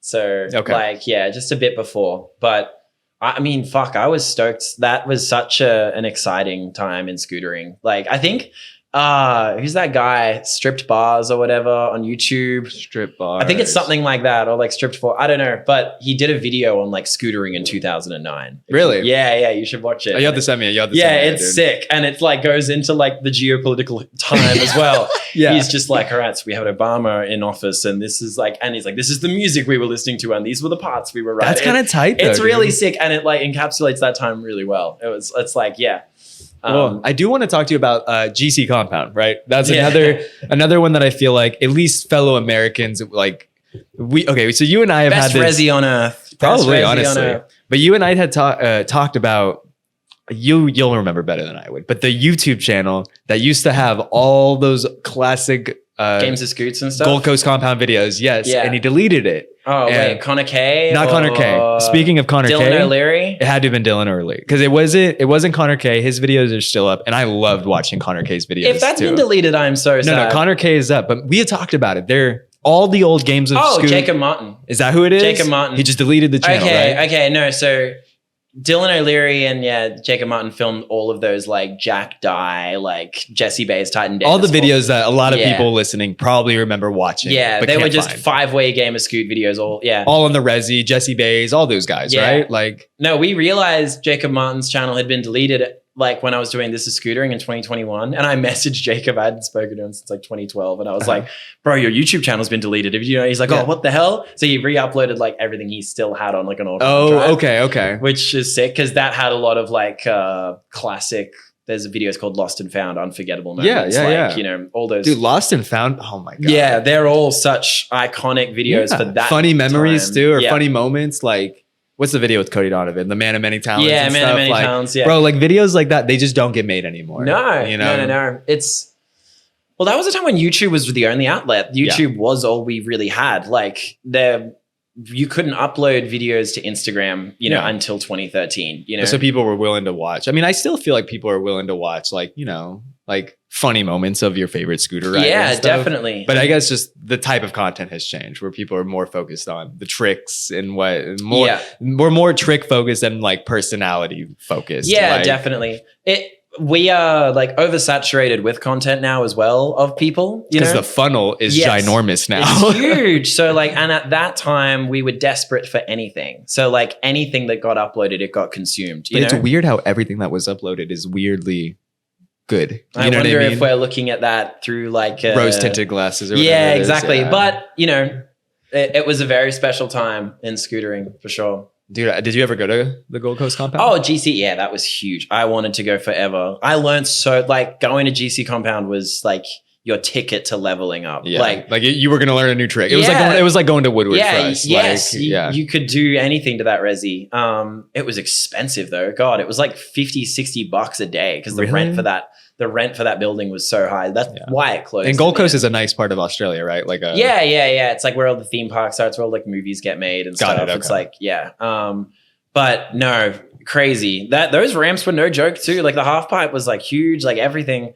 But it was, I loved going to GC. I got to go with like Jesse and Titan, and like I was lucky enough to kind of be friends with them like when they were like really popping off, and like when they were there every day, and like it was. I was a huge Jesse Bass fan. Yeah, huge. Yeah, I think everybody was. I feel like those early Apex days and stuff too were like, oh, he was indestructible. We had like such friendly competition at that time. I was like living a bunker skate park, which was this OG another park, OG one. The Shed too, right? That was another one. Yeah, the Shed. Yep. That was like the Max Peters Park, right? Yes. Yeah. The bunker was one like I worked at, and like I would pretty much live at. Like, was that like the Dylan Morrison park? Yes. The one that he would always film is like. A lot of his Apex videos. Yeah, Super 60s and stuff like that. Yeah. Just the boxes, right? Yeah. Got it. So I like would live out the back, and like that was honestly like a golden ticket. Like I would work on Friday night, and then me and my friends would sleep there that night, but we wouldn't sleep. We'd be filming until like 5 a.m. Yeah, so we could keep the lights on. Yeah, I didn't care. Yeah, so like while Jesse and Darcy Cherry Evans and stuff were like learning, like this is when like all like a lot of nothing front world firsts were happening. Okay. So like when like the first finger nothing fronts were happening, like it was a day-to-day basis of like, okay, they learned that, we learned that today. And like you just like Darcy learned, and like I invented I did a world first that was the same like finger nothing front, but you do it with like the capron. You do it with like the capron hand and like the opposite hand, and then within 12 hours they'd learn it as well. Because really, we were like, oh my god, that's like, pretty cool though. Uploading it to Instagram, and then they were like, all right, we're at GC. Like it was a very fun time of progression, but. Yeah, I mean, it was a shame. Like all those parks are gone now. Monster's gone. If you go to Monster, they still have the W ramp and the vert. Yeah, because those are the outdoor sections. But didn't Monster burn down like twice or something? Yeah, like that? I remember Kai was telling me about. Someone was welding, and then a spark caught like the resi wall, and then the whole thing. Something like that. Yeah, that's crazy. But Monster GC gone. Maddie has the skate park. Maddie's the Volo park. Yeah. But I think that's done. Like, and those were all the ramps from Bunker. So, that's what I had heard too. And then, the shed is the only one in Melbourne that's still around, and that's because it's government funded. So okay. It's the only reason it still stands. But that's wild, dude. Honestly, yeah. I mean, one of my favorite videos growing up was the Terry Price, Tyler Bonner, Australia video. Yeah, Lovers Who Uncover the song. Yeah, dude. By the way, I know you're a huge fan of scooter music, right? Like, you know every song that's been used in like every scooter video, like, but there's something about those songs that were getting used in these early videos too, dude. They just had so much character and like it set the mood for the whole video. And like, I just feel like nowadays, not to say that people don't care about that, but with Instagram and even in full-length videos that come out nowadays, it just like, it doesn't really seem like they care. Like, it's different times, you know, like I think that, I mean, I made a playlist on Spotify that ended up like, I think our Willie shouted it out on a vlog. Is it just nothing but OG scooter rider Yeah, songs? it's called Nick Air Films. And I need to subscribe. Yeah, and I think one day I looked at it and it had like 800 saves. I was like, oh, what the hell? And then I meet people now like who are like, I'll go to a skate park and they use my playlist as the skate park playlist. That's actually really smart though. And the same, I meet so many people, like I was with Grant and like the Envy team when we were in Japan and they were like, that's our office playlist. And I was like, but I curated that, like it's a curated playlist of 2009 to 2013 scooter edits of like Australian scooter edits plus like a bunch of US ones as well. Yeah. But I did it because like it was all of its time. Like it was all this like Indie Sleaze, Phoenix, Two Door Cinema Club, Passion Pit, Miami Horror, M83. Like it was so indie pop, like, but it was so good. Like it mixed so well with scootering. Yeah, like I don't know why. It was the soundtrack to scootering. Yes, and like I loved that, and I'm still nostalgic to it. So like whenever, whenever people talk about it, it's really funny. But I love scooter edits, and a lot of the music I find like. Now that I get added to my playlist is from scooter videos. Yeah, I was recently just talking to Ralph, and we were talking about the Australian Ethic video. Oh, and I was like, that song, so good. Dude. I don't actually know that one. I haven't. If I played it for you, we'll watch it after. If you heard the song, you'll immediately be like, yes. You know who's crazy? In Japan, we were playing this. I played this game where I'll like pull that playlist up, and I'll be like, "What's the edit?" Yeah, like, guess the edit. Guess the edit. And I was with like Will Scott, Charlie Stamp, and Vincent and stuff. Tommy Dang knew every single one. And I was like, damn, Tommy, holy shit. Yep. And then I pulled up one. I'm like, all right, $50 to whoever gets this. Cause I don't think anyone was going to get it. And it was a Caper and Funk Welcome to Sacrifice. Oh, wow. Okay. Edit song from like 2011. Yeah. And I was like, no one's getting this. Cause I only found it remembered it recently. And then Tommy was like 10 seconds. He's like, Capering? And I'm like, what the hell? I was like, unbelievable. Yeah. And I was like hoping he would forget about the $50. He's like, where is it? Like, give me. God damn. Yeah, dude. All the music was so good. And that Tyler Bonner, Terry Price video is so good. I think Nick had really good taste in music. That was personally. 100%. He was making so many of the videos and it was up to him. And he did a really good job. I've never talked to Nick, or I have on Instagram, but that's circling back. That's who I think him and Cody Donovan are the two people. Cause like Cody is responsible for like influencing me to want to like ride a scooter more, or at least learn tricks. And then Nicky, now as an adult, I look at Nicky as like responsible for even making those videos possible. Yeah. You know what I mean? So Cody is like, I think now he is, but the last few times I saw him, so almost like unaware of his impact. I don't think he gets it. Because every time I talk to him, I'm like, dog, like you are the GOAT. Like when I started scootering, when I was about to start scootering, I got given a USB by a friend that had 3 videos on it. It had Terry Price mini video, the one where he does the first double backflip. Yep. It had French ID team video, which was from 2007, which had like Matt McKean, like JD, like really, really early European footage. So we've got Terry Price, best scooter rider in the world, doing all the craziest flip tricks. Yeah. The Europe team showing all the craziest like street and like, technical stuff too. Yeah. And then on that USB was the Cody Donovan Punk Scooters video. Punk Scooters, same thing, dude. So like at that time, you've got like the best riders in the world, like Coda, Cody, whatever. But Cody was good at everything. Like, whereas like Coda was like the park king and Terry was like the flip king and like Cody was doing 270 lips on street rails in 2007, Dude, and he was doing double bries and front manuals. There's like one clip. It was actually at the park that Eden was just at in Australia. I don't know the name of it, but he was just at one of the parks that Cody had. If in his mag gear at it, he was riding at it. It's kind of like a pink ramp. Him and Jagged Out and Kai played Scoot there for a YouTube video a long time ago. It would have been Waterloo, probably. Yeah. It's got like a little baby down rail and stuff like that. Waterloo. And banks and stuff. Yeah, Cody does like the front feet, the feeble 270 Bry and like funny out of the bank. That's the clip that I was going to say. It's like you look back and we talked about park versus street, and it's like, there wasn't this thing. You just did it all. Like that was like Cody's gonna go 2-7 lip this rail and then front flip out of the bank and like. I think Cody doesn't realize that his influence was for everyone. Like I don't think so. Whereas a lot of scooter riders, if you talk to street riders and like they'll always say like McKean or someone like that. Which McKean is definitely up there too, but. It's like McKean was doing it in the States. I feel like Cody was just the one doing it there. And I'm not talking like down on McKean. I'm just saying like that. Cody was everything. Like everyone was kind of inspired by Cody like from our generation or around that time. Yeah. Like I loved McKean, but he didn't influence me till like I was maybe 19, Yeah. I watched his videos. It wasn't until like later that I really appreciated. Definitely. Well, I don't think he would argue with that either. You know what I mean? Just because he appeals more to like the older kids too. Yeah. And they're going to discover it later. But Cody, I don't think Cody, it's funny to think because I would love to do a podcast with him and just pick his brain on where his headspace was at that time, because I don't think he realizes like how far ahead of the game he was. Everyone knew. Even like Max Peters, like I remember being at school like when I was 12 and like everyone knowing who Max Peters was, even if they didn't ride scooters, because he was like the local celebrity, like the local scooter celebrity. Hometown hero too. Yeah, exactly. So it was like when scootering was that big at that time, like everyone knew who that, Yeah, it was huge. We could do a whole podcast on the Australian scene. But to move on, dude, I have something here that caught me off guard. What's up with you and pizza, bro? I heard you have an Instagram fully dedicated to reviewing pizza. Well, I haven't added to that Instagram in a few years, but like you thought we forgot? Yeah, I was hoping you forgot. No, I just love margarita pizzas, and then I just kept reviewing them, and I just kept getting them everywhere. Where's the best pizza? The best Italy for sure. Yeah, it depends, like it depends what you're into. I love New York pizza as well. Even Chicago deep dish is amazing. But no, that nothing beats the Napoli style margarita. Like proper basil, proper tomatoes, proper mozzarella cheese.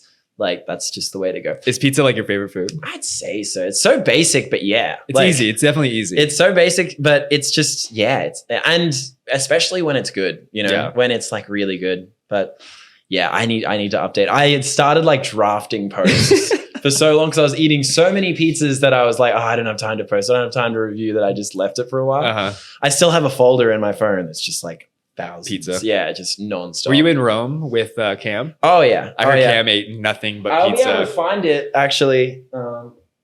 I heard he ate pizza every single day, like 2 or 3 pizzas a day for like 2 weeks, or like all he lived off of was pizza. He did. Let me find it on my phone because I had my pizza. Yeah. So for that Rome trip, I had 28 Coca-Colas and 18 pizzas. Oh, wow. And how long were you there for? Like 13 days. Not even like that crazy. And you probably spent like $44 on all of it. Like it was nothing. That is so freaking funny though. I didn't know you were so into pizza, honestly. It's just out of being lazy. Do you like vegan pizza? They don't do the cheese right. Like they don't. Yeah, I'm all for vegan food, but like the cheese doesn't melt properly on a vegan. It throws off the whole pizza experience. It's like a rubbery cheese. Ew. Well, that was some notes here from Wyatt. So he wanted to know. He wanted to know, I guess, where your vegan food was at. You know what I mean? That's so good. I'm a big fan of vegan food, but that cheese. Once they need to figure out the melting vegan cheese, and then that'll be all right. Then I'll subscribe. You know what's funny too is Tommy Dang is another person that I did reach out to, and all of his responses were all scooter music. Really? Yeah. Okay. Well, you mentioned something about you living with Max Peters, and he was like, you could bring up stories like about them, but then he was like, ask him about scooter video music, and then you brought up that part. I was like, I knew it. Well, like Tommy lived at Max's. Like by lived with Max means more we crashed on his couch for years. Yeah. Like I lived more down the coast, further away from like all the skate parks. So it was just easier to stay with him. Yeah. So I would just stay with him like every night, and we just watched scooter videos. But that was great. We were productive as hell. And then Tommy was there. There was a really funny with Tommy specifically. Tommy lives ages away, and he lived at Max Peters' house for years. And I remember one time he was like overseas, hadn't been home for like 2 years. His parents picked him up from the airport. They haven't seen him. And then they drove him to Max's house. And then him and Tommy's parents got a photo in front of Max's house. I was like, this is where our son lives. It's just the funniest photo of Tommy with his parents just standing there like in front of Max. Yeah, and they drop him off not to see him again for another year and a half. That is so good, dude. Tommy Dang is the sweetest human being. Yeah. On the planet. Legend. Yeah. Tommy's been in it longer than anyone. Oh, longer than a lot of people. Like, definitely. He's been riding 20 years at this point. Easily. Yeah. Easily. Which, I mean, I had heard his name when I had first gotten into it, and I still hear his name today. So yeah, he's definitely stood like the test of time. You know what I mean? Tommy's the best. He pushes himself though. Yeah. Speaking of Australian scooter riders, dude, Dylan Morrison. Yeah. What's your relationship with Dylan Morrison? God, me and Dylan... because I think Dylan Morrison is the funniest scooter rider. One of the funniest scooter riders. I'll never forget how I met Dylan. I met Dylan at Frankston Skate Park, and he was like, you want to see my world first? And I'm like, yeah. And he goes up this tiny bank, he does a whiplash, and then lands in scooter fakie. And then I was just like, oh, and he's like, yeah, it's my world first. Like, so good, isn't it? And I was like, yeah. And at the time, I'm like, that's sick now. I'm like, what the fuck was that? Like, it's nothing. But yeah, me and Dylan have gone back a long time. I used to not like Dylan at all. Dylan was a dick. Like I've heard that. Yeah, Dylan was famously a dick. Like when Dylan got on Apex, he was like better than everyone. Better, like there was this weird. Dylan was like good, but like not great. And then a month later, he was like one of the best in Australia. I was gonna say I could be wrong, and this could just be like my young vague memory, but I do feel like Dylan was like one of the best riders ever. Even we don't even know how that happened. I remember it was within a month. It was Dylan who would like switch his feet for every trick, and then all of a sudden he's got through to a bar every try, and he's winning every comp. That's wild. And once he like blew up so quickly, and then kind of alienated all of us, like or just like, and then Dylan like bullied us a bit, like he would give us shit, like, and I didn't like it. And then eventually he, Jerome, who was like his partner in crime, Jerome Okaraka, if you remember that name. I do remember that name.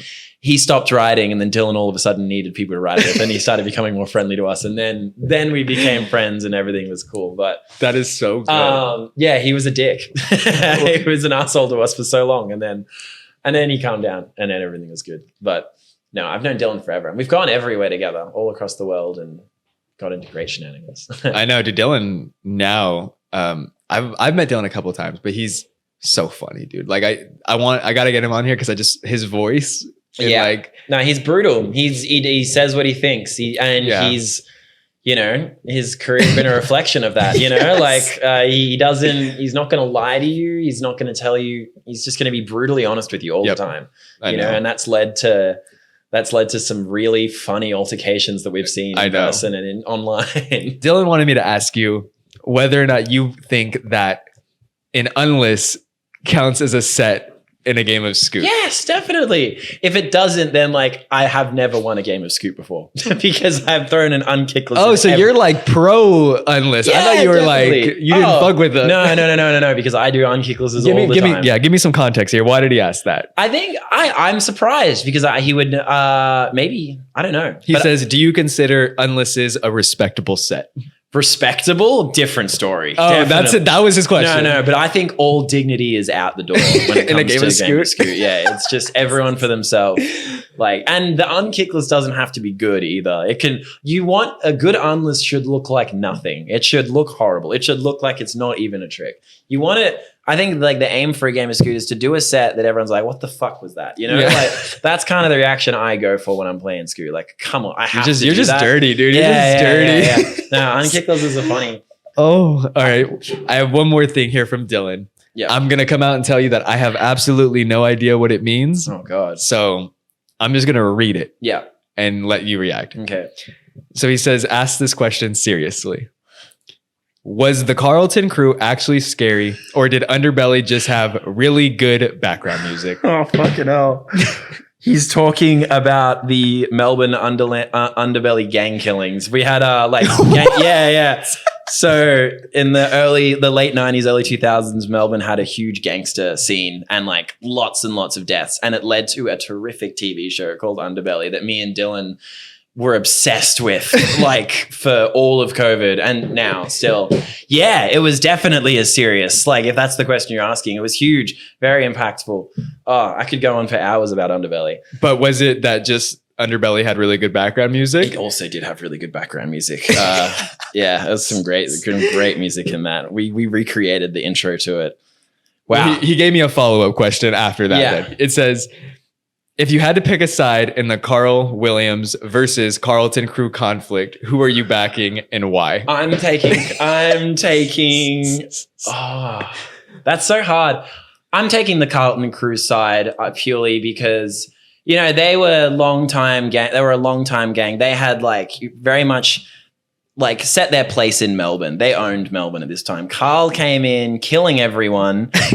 And like for no reason, purely just to win power over the Melbourne drug scene, I would take the Carlton crew any day. And, you know, I'd win in that war because the whole Carlton crew got killed if you don't know the story. Okay, so is this one of those things that like the Australian listeners are going to understand, I guess? Some of them. Some of them. It's so fucking niche. Why did Dylan give me the most niche? Yeah. Well, I guess as long as you understood what he was referring to. It's so fucking niche. But I'm obsessed with it. Yeah, I'll take the Carlton crew side, even though every one of them ended up dead by 2005 anyway. So well, and Underbelly had really good background music. Had amazing background music. Really good elevator music. That is so funny. That's so niche. Like no one will understand that except I can think of a few Melbourne people. If they listen to this, they'll be like, "Oh fuck yeah!" But that's about it. Well, everybody else listening, sorry, I didn't understand it either. No, that's hilarious. So Juzzy, I hear you're a bit of an odds man. And odds are the game. Oh my god, this is gonna reveal some horrible stuff. You know the game I'm talking about? Okay. Can you explain it to the people who don't know? It's like I have an idea. Odds you'll do something out of 10, you know? Like what are the odds you'll do X, right? Yeah. What are the odds you'll like stand on here and do a backflip and then you choose a number. So how does it work? You ask the question, right? Say it was you and I. You'd be like, what are the odds you stand on this table, do a backflip? Yeah, then you have to give a number. You'd be like, out of 10. And then we go 3, 2, 1. And if we both say the same number, you have to do it. So you say out of 10 and then you both pick a number. If you both say 6, then you have to do it. But that's kind of like the process. Yeah. Okay. Yeah.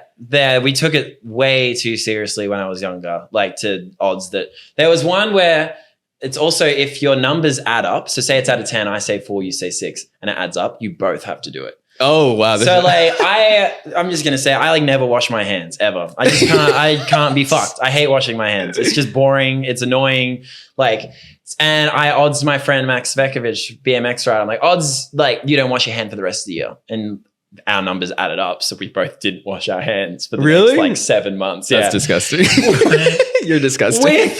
With the exception of showering. So you can shower at nighttime. But you just can't go like in a sink and wash your hands. No. So you were still cleaning your hands. Yeah, it was just... there was so many. Like, but we used to take it so seriously. It was like if you didn't do it, like you were a bitch, you know? There was one, the worst one that I did, most torturous was I flew from Canberra, which is the capital of Australia, to Melbourne, which is a 40-minute flight. Okay. And there's a bus from Melbourne Airport to Frankston, like where I'm from, that takes like 5 hours. It goes through every sketchy area of Melbourne. And or you could just get the train, which takes like an hour. Yeah. And I got odds to take that bus. After a 40-minute flight onto a 5-hour bus.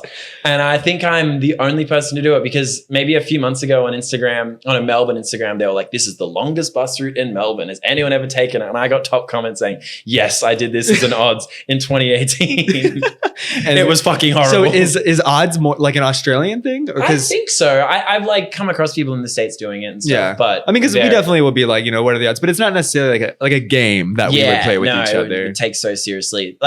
And it depends who you hang around with. Because if you play it with other people, if you say that if your numbers add up, you won't both have to do it. You'll then halve the number and go again. So like it's definitely taken very seriously. But you definitely you've had some good memories. Oh yeah, it's led to some like horrible things. Give us one more. Anybody else? Any scooter specific stories? I can't think right now. Okay. I'd have to dig right down. But yeah, that's so. Well, that was just so you know, that was another Dylan. That was another Dylan. I'm sure there's some Dylan ones I could think of. Who's your favorite scooter rider, Juzzy? Is this on the camera? Just out of curiosity. I was just curious. Favorite scooter rider, Reese Jones and John Archer. John Archer, that makes sense. Reese Jones and John Archer are my two favorites for sure. I have so many. It's hard because, you know, you have like personal bias too. Like if you personally know something, like Kai is a hard one for me because I knew Kai when we were kids. So it's like to see what he's turned into, it's hard for me to not to be like, of course he's one of my favorite riders. Like I saw him blossom into this. It's hard to say because like you grew up. Well, and you change, like your riding kind of changes and like, like it's like. Exactly. Cause I would say like Cody initially. Yeah. Know? But like at this point in time, Cody's like, they're in two different categories. Yeah. It's like Cody's like favorite rider of all time, sure. But like right now or in the last 10 years, like. Yeah. I'd say for me, like Reese Jones and John Archer were the two most like favorite influential riders in terms of how I ride and what I like to see. Now, I'm a Tedrick fan, dude. I can't get enough of Tedrick's riding. Yeah. Like that dude could release 5 hours of just raw footage. Yeah. And I'd watch it. Same with Dozma. I think Dozma is the GOAT. I think I think there's just something in the water in Michigan, to be honest with you. There's definitely something is in the water in Michigan. Dude. In Flint specifically, it's not even water. I don't know. I mean, you have Carson Miller, you have Zach Rowan, you have Caden Bewley, you have Reese, the whole Michigan. They all come out of the same something is in the water, dog. I'm telling you. No, it's nuts. I think, Dozma, I think will be the forever GOAT. Like he's just good at everything. The one thing I like about Reese that you don't.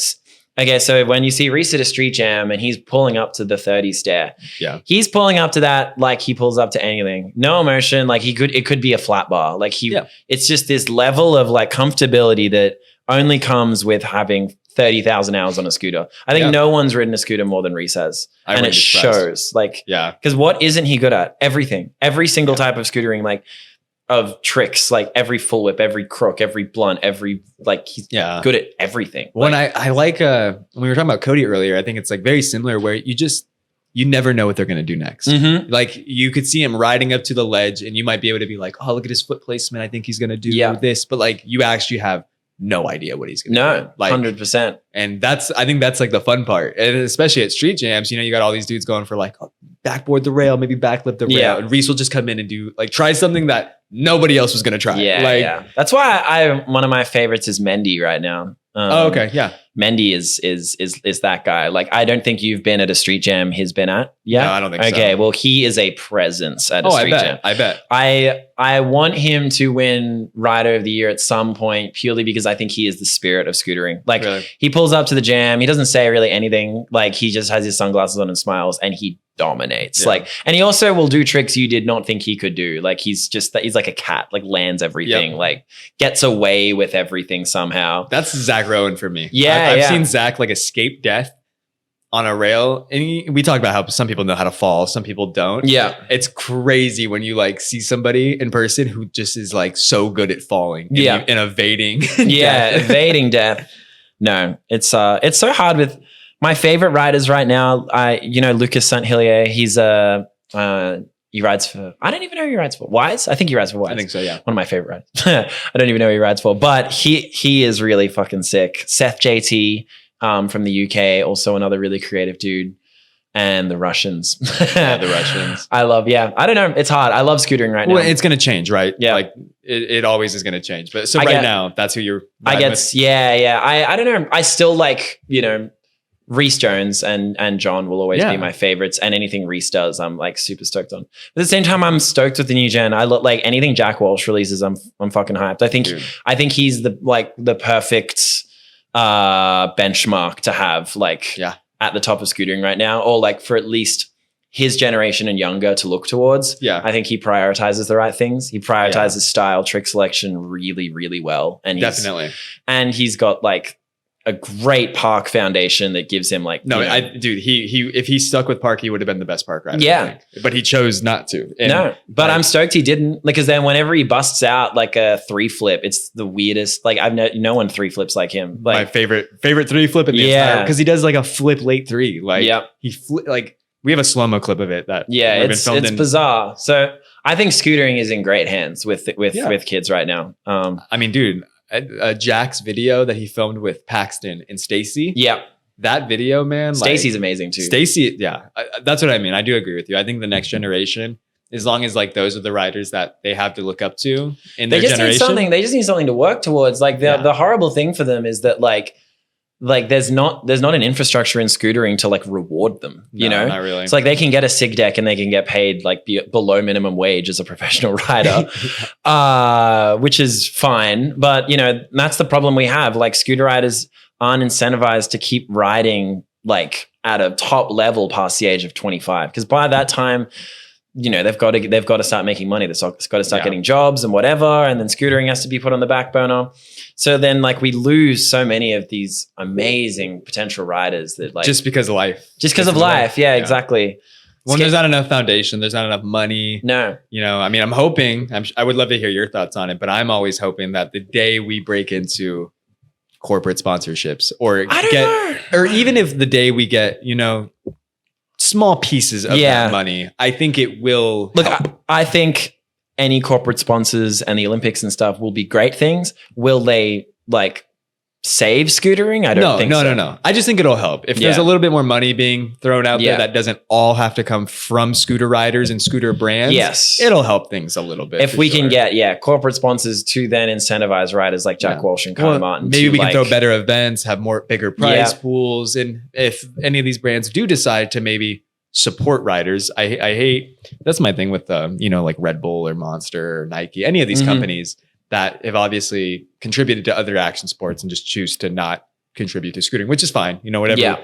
I'm just like, I don't know why you guys all think that you have to like start a whole division and build a whole team. It's like you could just support a couple guys that like fit your brand's image and just pay them a little bit of money, maybe give them some product and like just show that you're supporting. I don't know if they think that they need to like dump all this money into it, but it's like, obviously we're a very similar market to skateboarding in terms of like, if Nike or Monster wants the demographic of skateboarding and BMX to buy their product, they already kind of won us over by they don't need to have or like support us to win us over because we're already going to go buy Nikes. Exactly. Buy Monster anyways. So now we need scooter shoes again. We need scooter shoes. I mean, we used to have Vex Elites. Do you have the Mad Gear shoes back in the day? I had the Mad Gear shoes. The white ones or the black ones? I rode the black ones and I got a pair of white ones in a comp and they were disgusting looking and I didn't keep. I sold them. I wish I didn't just to keep them. Dude, there's like a clip of Tyler Bonner riding in like Australia with the white Mad Gear shoes. The insole on them was really good. It was like a gel insole. Yeah, they were sick. I had the Elites that we were talking about and I liked them. They were good. They were a good shoe. Yeah, they were good. I was stoked on them. But I think what do you think it comes down to? As somebody who is obviously relevant in fashion and is aware of trends and, you know, the way people obviously style themselves, what is your take on the way scooter riders are styling themselves now, the way they're dressing? And because I think it circles back into people are just buying what other people are wearing, right? So it's like... That'll always be the case. But do you think that's why scooter brands don't do that well? Like if a scooter shoe comes out, we would need scooter riders to want to support it. Yeah. But then most scooter riders just want to wear half cabs because that's what, you know, all the cool guys are wearing. So I think it would take a big investment of like, you know, giving a hell of a lot of free shoes out and then actually being good. It would they'd have to rival the quality of Nike or Adidas or whatever for it to be good, you know? Yeah. Like it would take a huge investment and a huge gamble for it to work, you know? It's the same with like any scootering clothing company, you know, like Mockavel and stuff. Like it has to break beyond scootering for it to then be a sustainable business. Yeah. You know? And I remember that's what Ruben was telling me from Mockavel. He was like, a lot of the people that buy our clothes aren't scooter riders. Yeah. Like a lot of the people, like you would think that it's all scooter riders because the clothes say like scoot culture and stuff, but like, it's not. Nah, it happened to me in Barcelona. I was standing next to a guy and I was like, oh, I love Mockavel. Do you know Ruben? And he's like, who? And it's like, I just like this stuff. I was like, no way. You're like, that's cool. Yeah, Okay. stoked. Even I have my my black leather like satchel, like Mocavell bag that I wear all the time. It looks like a designer handbag. Yeah. I know which one you're talking about. Yeah. And like I have people all the time like, whoa, where the hell is that from? These like fashion people who are like, you know, they ask what everything is. And I'm like, no, it's a scooter brand. And they're like, no way. I'm like, yeah. I was like, it's nice. It's great quality. I know. I've held on to all of my Mocavell stuff because it's like a lot of it is such high quality that I'm like, I'm not getting rid of this. Like, no, for scootering, I don't know. I think at the end of the day, like skateboarding was very lucky with, so like in the late 90s, early 2000s, skateboarding was paying skaters so much money, you know, money that sustained skateboarders well into their 30s, you know? So it created this like generation of skateboarders that are all skating in their 30s and late 20s. So then kids are looking up at this like infrastructure of skateboarding where it's all older guys, you know? Yeah. Scooter riders, we don't have the money to sustain scooter riders beyond 25. So like we've got this community that is still kids, essentially. It's just kids. So it's going to be hard for us to be taken seriously when we're always going to be kids, you know? Yeah. And it's hard. Like, I mean, I make it work, but barely, you know, like I have to do all this other stuff to be able to live this scootering kind of life. I think, we need riders to be paid more. We need more events to be happening. We need infrastructure that allows for scooter riders to focus on scootering longer than they have been. Yeah. In order for things to change. But who knows? Maybe we're taking scootering too seriously and maybe yeah. Well, then circling back to the question, I guess, what is your take on just the way scooter riders dress nowadays and the way they're styling themselves? And I think there'll always be people always follow trends and follow what looks good. I think wear whatever the hell you want to wear. I think I get really stoked when I see someone like taking a risk and like wearing something weird and like maybe looking like geeky, like compared to the majority. I think be yourself. Wear whatever the hell you think makes you look good. What do you feel comfortable in? Wear whatever makes you feel confident. If it's not what they're wearing, doesn't matter, you know? Yeah. I think, and also you will always stand out if you are being different and if you are being yourself, if you are authentically being yourself. Yeah, if you're dressing just like all of your friends or any other scooter rider you see, you're just going to blend in. Yeah. If your riding doesn't separate you, the way you dress is definitely not going to separate you. Yeah, and I see it a lot. I see like a lot of these kids who their style is great, what they wear is great, like their trick selection is the same as everyone else's, and they wonder why they're not sponsored. It's like, okay, so you do 50s, 5-0s, over 50s, full heels, throw double bars, and you wear jorts, half cabs, and crop tees with a studded belt. Yeah. I wear a lot of that stuff too. But I get what you mean.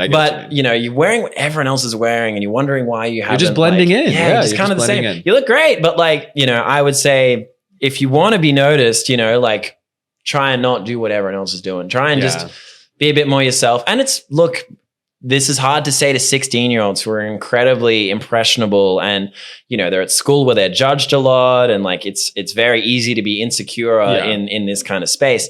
So it's hard for them to like completely express themselves. And it takes a long time for you to feel comfortable like expressing yourself like and taking a risk in public, you know, wearing something that people might not like and not caring about. That's hard to do. It really, I mean, even as a grown adult, there's times where I'm like, I want to be ballsy and wear that today. And I'm like, nah, I don't want to do that today. You notice people looking at you and you're like, you know, so like I get it. And I don't blame kids for wearing stuff like that. And it's never a bad thing. Like, end of the day, I'd love to see kids taking more risks with what they wear, you know, like I love the fact that all the Russians are now back into skinny jeans and I'm like, fuck yeah, that's sick. Like, and they made the Goat Corp.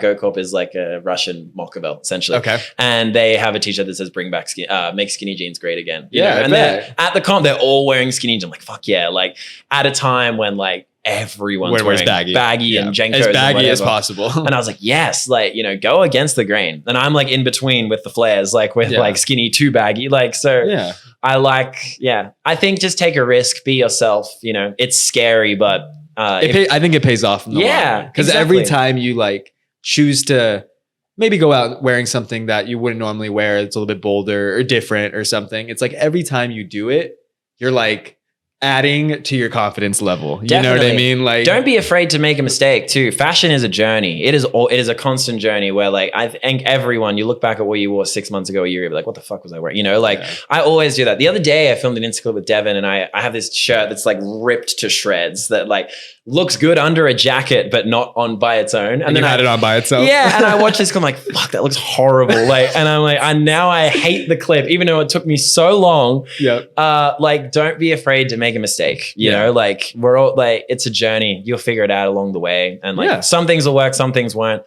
But making mistakes and being yourself is better than blending in and not expressing yourself, you know? No, I think that's a perfect way of highlighting it. So thank you. That's good. So what can you tell me about you getting arrested in Texas? I was on a trip with Logan Fuller, Mike Herman, Brian Noyes, Cooper Clark, and we were at Austin, University of Austin, Texas. Mm-hmm. And Austin Haley had taken us to this like really long square curve rail. And he was like, yeah, dude, this school's chill. Like they don't kick you out, whatever. And this rail was like going to be challenging. I got there. I was like, this is going to take me fucking 2 hours, like easy. Yeah. And then when we got there, and then I literally tried it for 5, maybe 10 minutes max. And then boom, cop car shows up. I'm like, oh, we'll leave. They're like, nope, stay where you are. Like 3 more cop cars show up. They're like going to the end of the rail, taking photos of the rail, like showing all this damage when in reality, I hadn't even grinded a quarter of the thing. And they're like, look at all this damage. I'm like, I wish that was my damage. I didn't even make it that far. Yeah. And then Logan was like, don't worry, you're probably just going to get a ticket or something. And then they called me over and they put the cuffs on me and arrested me. And it was terrifying. So what ended up happening? What'd you do? They got me for misdemeanor of criminal mischief and criminal damage. And they took me to county jail and that was terrifying. They like strip searched me and like cut all my wristbands off. And I thought like I was going down to the police station and like, I don't know. I didn't know what I was expecting. Tell them what was going on. I didn't know I was getting thrown into county jail with all like the drug addicts and like crazy ass people. And like, yeah, I was there and then I got my one phone call and I called Mike Herman and I'm like, Mike, you got to get me out of here, man. And he's like, bro, can you call back? We're like eating right now. And I'm like, bro, no. And then I'm like, hand the phone to Theo. And like, he handed the phone to Theo and Matt Ogle, who we were staying with. And they were just amazing. They were like, yep, whatever you need. And they like had my wallet and like got cash out, paid the lawyer, paid the lawyer. Gosh. And then they were like, whatever you need. So they sorted it out. I never forget calling Mike and he was like, can you call back? I'm like, this is the call. There is no other call. I get one phone call. Yeah.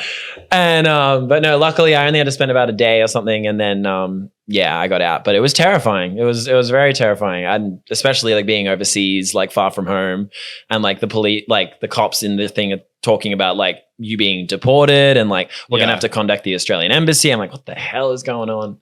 So just over a little rail. Yeah. Just over a grind. And like, I ended up getting out and then the lawyer acted for me in court while I was back in Australia and I got 20 hours of community service and I had to do that in Australia and prove that I did it in Australia to then be allowed back into the country. And thankfully it worked out. But every single time I enter the country now, even though I have like a residency visa here, like because I have 2 stars on my passport, which are like security threat if you've had any kind of arrest or something.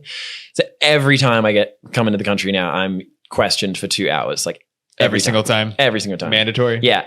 There's 2 times in the last year that I haven't, that I've been stoked. I've just walked through. I'm like, oh my God. It was so quick, but it's just what it is. Is that the only time I guess you've run into the law? Pretty much. Yeah, that's the only time. I've never been written a ticket for scootering or anything like that. I mean, even overseas, it's always been really chill. I mean, in Barcelona, like when I was living there with like Dedeen and Maxime Bazid and all these like we got a bunch of tickets for just like hill bombing and stuff like that. Hill bombing? Yeah. That's I remember me and a bunch of the French dudes were hill bombing and like I could see like a green light and I was like, should we run it? Like, cause we're going so fast, we have to either stop now or keep going. And we go and it turns red. And as it turns red, a cop car pulls out. Oh my gosh. And we're all in this vicious power slide to stop. Fucking Dedeen just goes straight into the car. Not too hard.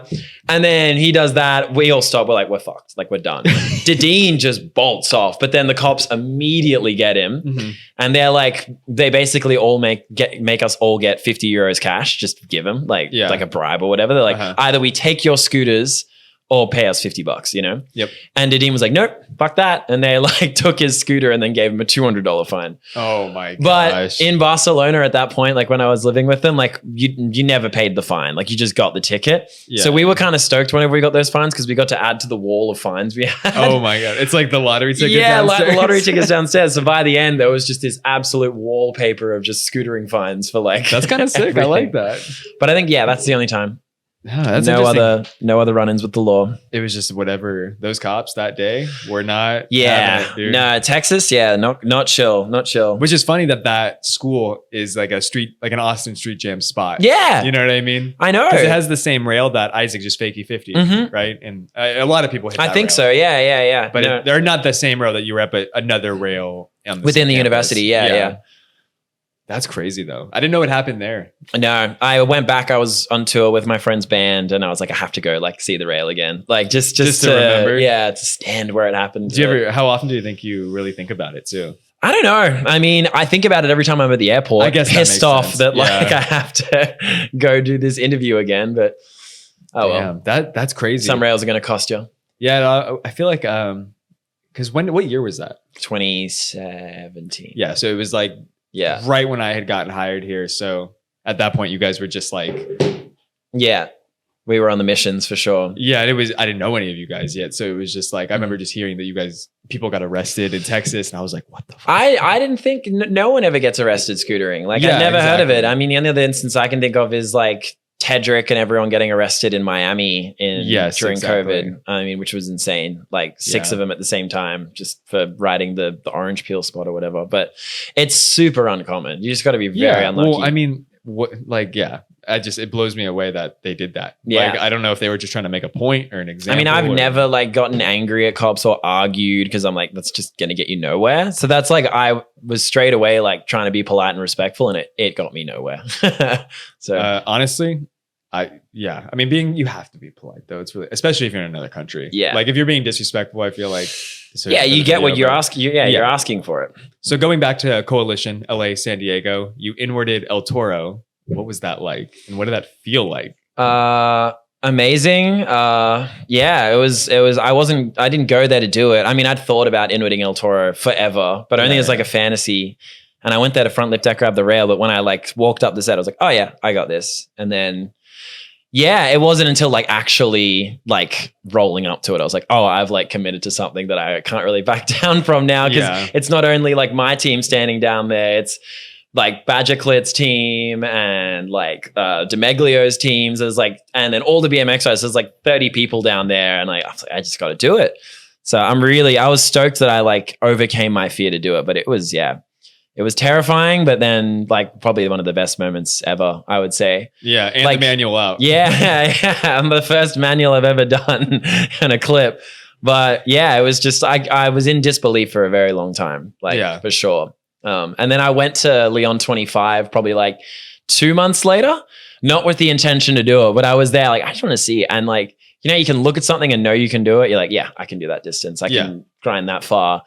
I immediately was like, no, there's no way. Or like, not first try, Yeah. Not first try. Like that impact is just brutal. Well, still a legendary clip. Oh, thank you. Leon, is Leon that in person? The difference is huge for sure. Yeah. I mean, from El Toro to Leon, there's no comparison. It's like, it's terrifying. It's also, I don't know, for me, it's also the fact that it's tile as well. Oh, is it tile? Yeah, it's like tiles, not like just direct concrete. And like, it just seems like I'll explode, or I'll slip out or something. And Leon has a really weird perspective thing as well, where like, it does look doable from the top, like huge.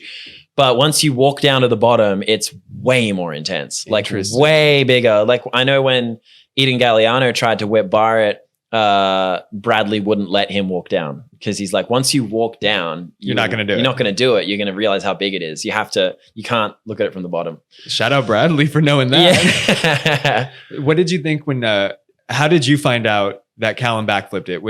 Did you know ahead of time? Were you there? I did find out ahead of time, but I was in China with the ethic team, and I went on my own mission one day and came back. And I guess that's when they found out that he'd tried it, like he'd done the first attempts of it. Oh, got it. Yeah. And then like later on, I think they mentioned it. I'm like, yeah, imagine Callum Backflip. That'd be sick. They're like, wait, you don't know. I'm like, what do you mean I don't know? And then they're like pulling up the phone. I'm like, oh my God. So what did you think? They showed me the attempts and it was like, oh, he's got it. Yeah, and then they were like, yeah, he said it felt like nothing and he's just going to go back and do it. And I was like, oh, yeah, it took me like all day to like kind of get over like, wow. Because it was always talked about. And like, I know Dante wanted to backflip it for a long time as well. So like the elation towards it was, much, it was always a thing.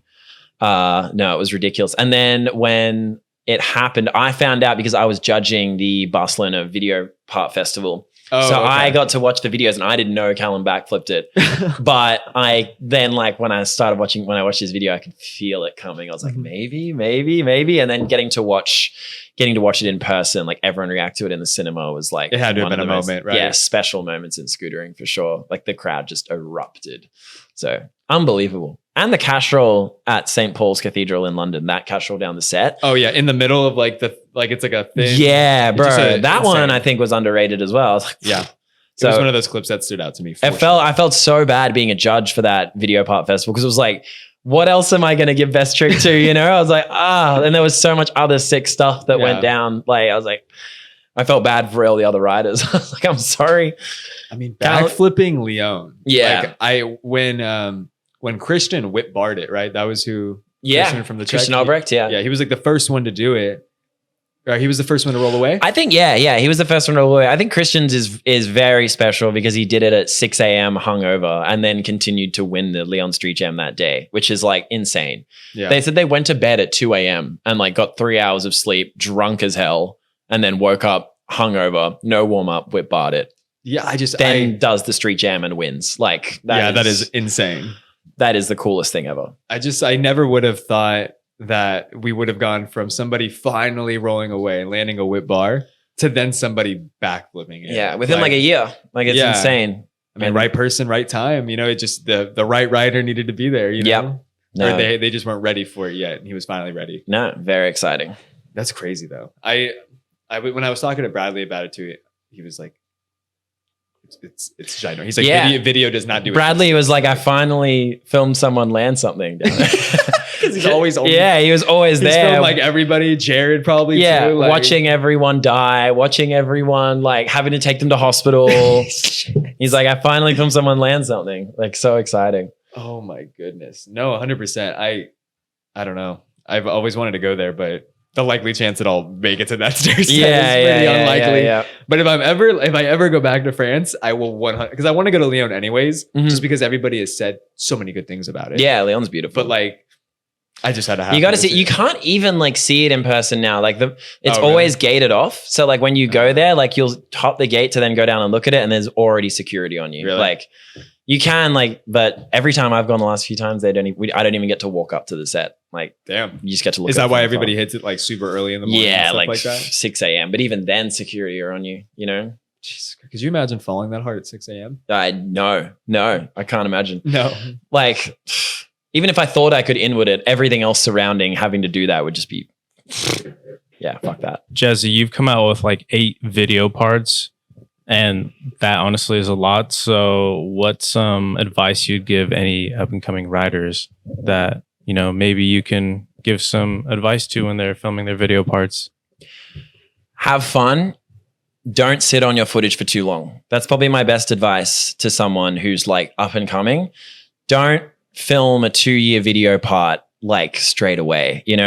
When you're like young, like trying to go pro, film and release. Like if you film something in a month, like do it, just release it. Don't, because once you start because you're going to progress so much over time that footage is going to get stale. So just film, release, have fun. Don't take it too seriously. Like take it seriously and like push yourself. But it shows in the video, like if you're trying to like, I don't know, impress or like do it like if you're trying to like follow a certain criteria or like just do what you think everyone wants to see, have fun, get creative, like be weird, like, you know, throw in filler. I love filler, like when it's good and interesting, you know. Don't think that everything has to be like an absolute banger. Like go for the more creative stuff. Film lines. I don't film any lines. I wish I could film like lines like other people can, but yeah, I'd say just have fun with it. And yeah, don't sit on footage for too long because it'll get stale and then you'll like get pissed off about it and then that'll end your career. Okay, this is a good one. So what is your worst scootering experience? Oh, can I think for a second before we get to this? Yeah. We can circle back to this one if you'd like. Worst experience. Oh, what about this? How about we just reverse it? What is the best experience that you've had in scootering? There's so many. My mind immediately goes to the California Coalition premiere. Getting to be at the premiere for that and just like watch everything and like we came second, so that was really, really exciting. The premiere for my last video part, Dreams, at the Barcelona Video Part Festival was really exciting. Getting to be up on stage with Mateo and like, you know, really present this video that we worked together on. And like that one, I did the song was like dedicated to my dad, and like that was a really special moment. There's so many. I don't know. I think like any time that I've landed a trick that's taken 4 hours and I've been with all the homies, and that feeling of relief and like satisfaction is like always the best. So probably that landing a trick is always just the best feeling. And like, I'll keep replicating that until I can't anymore. You know, that's the reason I keep going, is for that feeling. And I get it all the time and I don't want to stop getting it. So Juzzy, what would you say is something that people misunderstand about being a pro scooter rider? That we get a lot of money. Other than that, maybe that's already clear. I would say they misunderstand maybe the work that goes in, you know. It's just a lot of riding, which isn't a bad thing. It's really fun. I'm so grateful to be in this position. I would say that like scootering is our whole life, you know. For most people like you, we wish that it could be 100% what we do, but unfortunately like there's just not the money for it to happen. Like you'll see, you know, Jonathan Peroni, Eden Galliano and stuff like riding all the time, but they don't know these guys also have jobs that they have to, girlfriends, priorities outside of scootering. So they don't understand that like we have lives outside of scootering that are there to support the scootering, you know? They don't understand that we don't really live like pro skateboarders, even though we try to, you know? We try to come as close to that as we possibly can, and have an amazing time doing it, and so grateful for even the opportunity to get that close to that kind of a lifestyle. But yeah, it still takes a lot of work, a lot of like sacrifice, and a lot of like, you know, money out of your own pocket to make that happen. Like a lot of the clips I do, it's like me paying to get myself somewhere just to get the clip, you know? Like, yeah, definitely. You don't want to like rock the boat too much with your sponsor and ask for too much, because that could jeopardize like a big trip that's maybe happening later in the year. So it's about kind of like understanding longevity in the sport as well. You know, longevity is a really important thing, like to understand if you were to approach being a pro scooter rider. That means longevity with not killing yourself the first day you get to a new city, not trying to go your hardest when you get to a competition, not going all out on the first day of coalition, you know, understanding that like, you've got a 3-month trip coming up in Europe. You're going to go to here, and there. Understanding to kind of like dish out your tricks like slowly and not like go crazy straight away. And so many riders will just like get too excited and, you know, kill themselves like on the first trick they do. So like for me, I always am very just longevity focused, you know, like if I go on a trip, I'll like prioritize the things that will like kind of pay off the most, you know, like clips, like as opposed to, I'll always go to the competitions, but I never try because it's not worth risking dying when that could jeopardize the clips I wanted to get, you know? Yeah, definitely. Like, and that stuff is always more important to me. So really like if you're entering scootering to become a pro scooter rider, like I would say, think about longevity, you know? Yeah, unless you want to go out with a bang, you know? I don't know. And not think about money, because there's not money in this sport. Yeah, you got to love it. We're only in here for love. Yeah, and we're in it for love and the long game. Yeah. Juzzy, who are your favorite scooter riders at the moment? Oh, hard to shy away from like Jack Walsh. I like that he's not posting all the time. So whenever he does post something, I get very excited to like see what it is. And he's always quite very ingenious with what he's doing. Hard to say. I love Lucas St. Hilaire. He's a French rider, unbelievable style, amazing trick selection. Same with Seth JT, another UK rider who I'm really stoked on. Some of the Russians, this one Russian kid who's just been hooked up by Ethic. I can't even think of his name, but his Instagram is OK Hotnikov, something like that. Okay. They'll know who I'm talking about. He's unreal. My favorite riders are the Russians, I would say. Not trying to be biased, but I went to Russia and they were unbelievable, like intimidatingly good. God, I don't know. There's so many.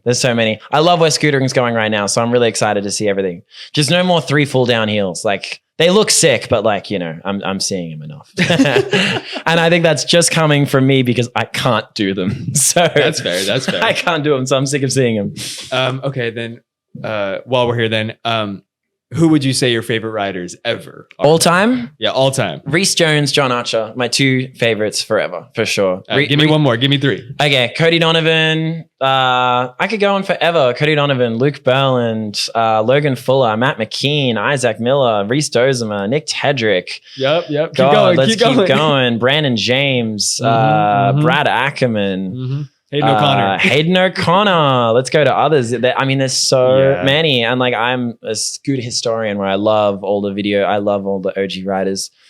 It's so hard. You're influenced by riders in different ways, you know? And as we were saying before, I grew up as Cody as my favorite rider and then to Adam Bolton, you know, like as you shape yourself, your riders change, you know, like I've gone from, you know, I loved Coda for a long time, you know, like who didn't? Yeah, like there's and riders that like you wouldn't even dream that you thought, you know, that I would think I like. But yeah, it's hard. But forever, Reese Jones and John Archer, they were always my favorite. And especially John Archer. I remember meeting him and I used to ride with a beanie.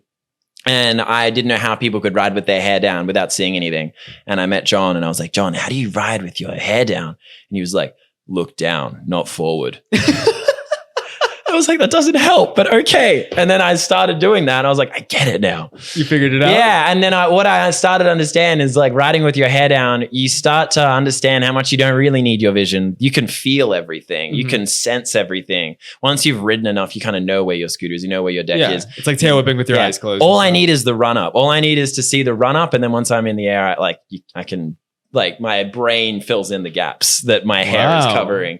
Good to know. I remember John told me that and I was like, that makes no sense, but I'll trust the process. What would you say are your all-time favorite video parts? So many, but the first one that comes to mind is Reese Jones' bare footage. Oh, yes. That one? That's a good one. Absolutely iconic. Still a ridiculous video to this day, barefoot. Like, iconic.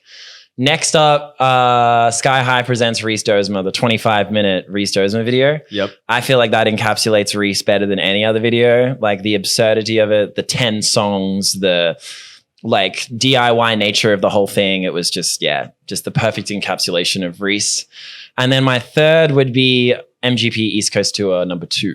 Oh, good video. 2, which is, I mean, the soundtrack alone with like Two Door Cinema Club, Band of Horses, just, it's all time. So those 3, but I could go on. There's so many more. My favorite is the SoCal Tour DVD that never came out. The trailer, the teaser. Yeah, the teaser is my favorite scooter video ever. 100%. Whoever edited that teaser had no idea. One of my favorite videos is the Lucky First Clover teaser. Yes. I have the first Clover Not even on the my DVD. phone. I think the teaser's better than the whole video. The teaser's fire. I know, dude. Teasers are just on a with Metric level. As the song, like it's so good. Like I was with Tyler like a couple of years ago. I don't even know how I got the first Clover. I got it somehow from somebody at Lucky.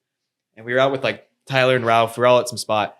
And he was like, dude, I haven't watched the first Clover in so long. And I was like, I have it on my phone. And he like could not believe phone. I had it on my phone and he couldn't believe it. And he was like, my God. Can you airdrop me it like right now? And it was like a 58-minute video. Here's a question I have. What do you think is the most iconic scooter edit song? Iconic scooter edit song. Yeah, that like everyone would know. Or like a big portion of like the scooter scene over the last 15 years would immediately be able to identify from something.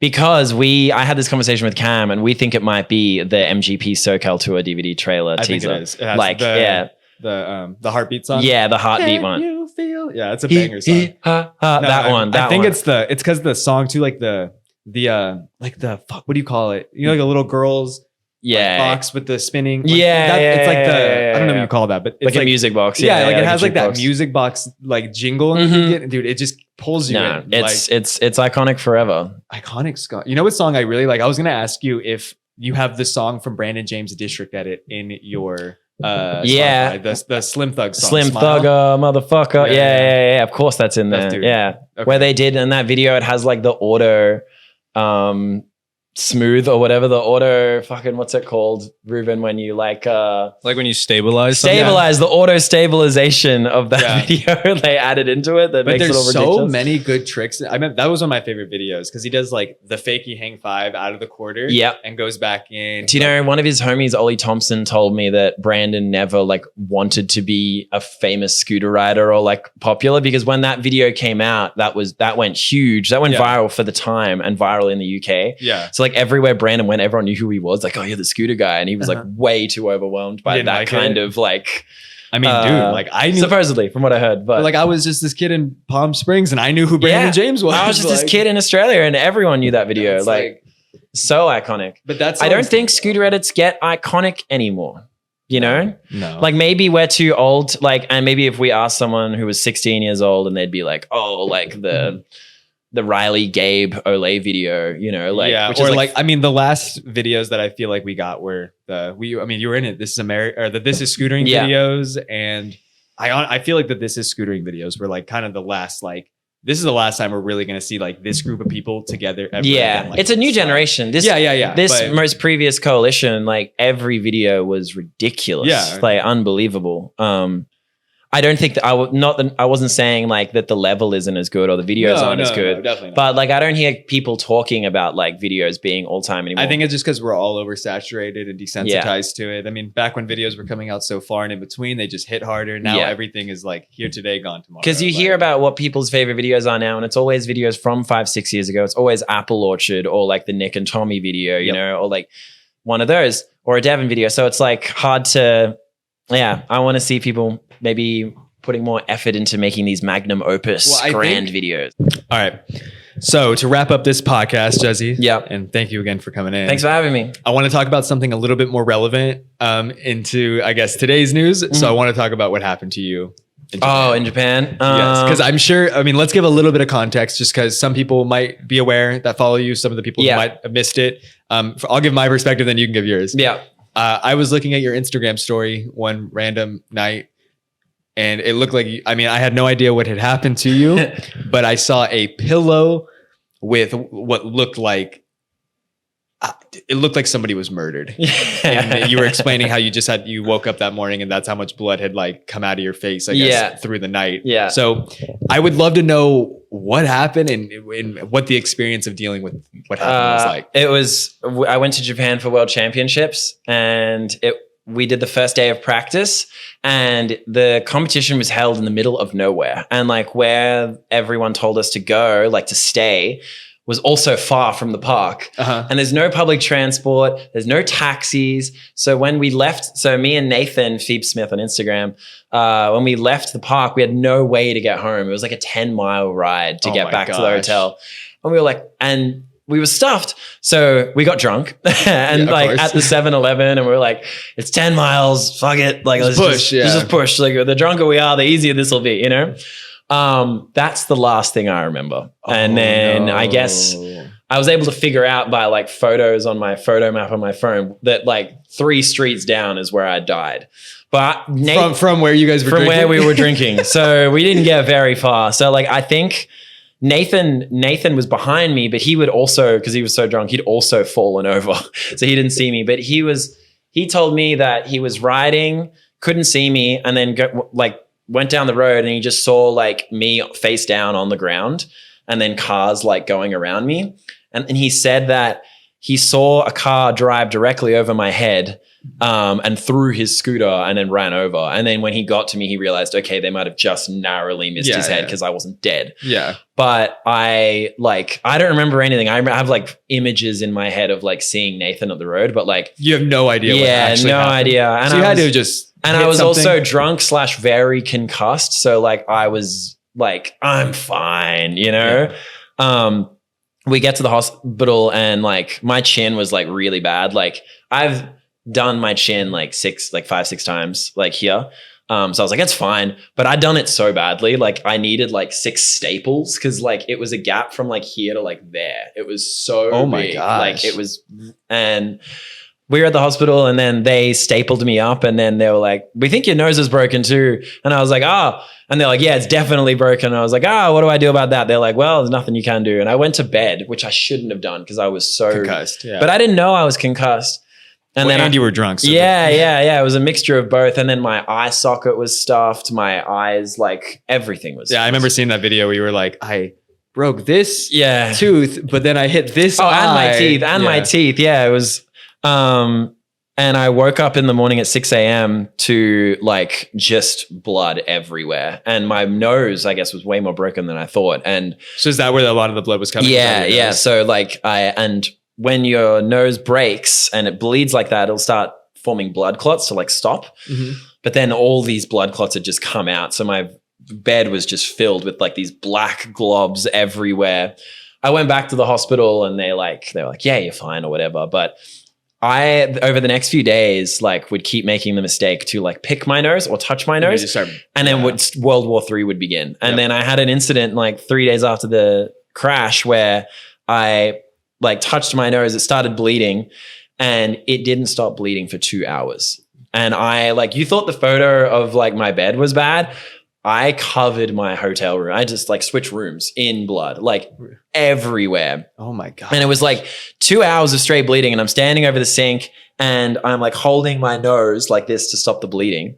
So then the blood clots are coming out of my mouth. Like I'm throwing up blood clots and I'm bleeding so much into the sink that the blood clots then like, they clog the sink. So then the blood pools up. Now I've got a full sink full of blood.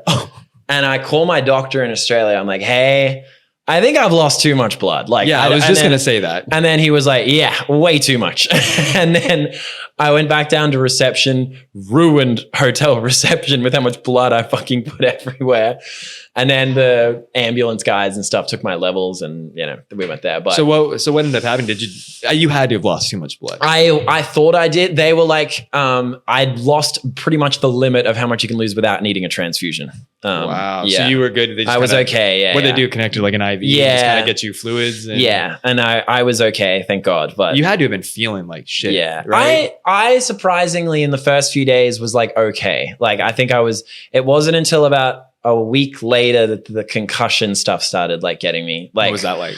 Like I didn't know where I was. I'd have like random like brain fog. Have random waves of being really scared and like anxious and like, weird. Yeah. I remember like looking at my scooter and being like, whoa, like being afraid of my scooter. Like, oh, I can't ride. Like I've never had a concussion before, but it sends you into a really strange mental space. Like where you feel very fragile and vulnerable and you don't really know what's going on. And got you. And also these like endless headaches. I had headaches for like until about 2 weeks ago, like just this constant headache that I was like, is this just forever now? Like, no, I doubt it. But yeah, did you get any like CAT scans done on your head and stuff like that? I get when you get back to Australia, you should probably go get like another check. Yeah, you know? I will. No, it all ended up pretty fine. It was just like I was at the same hotel as all the scooter riders and like I had to just rest while the comp was going on.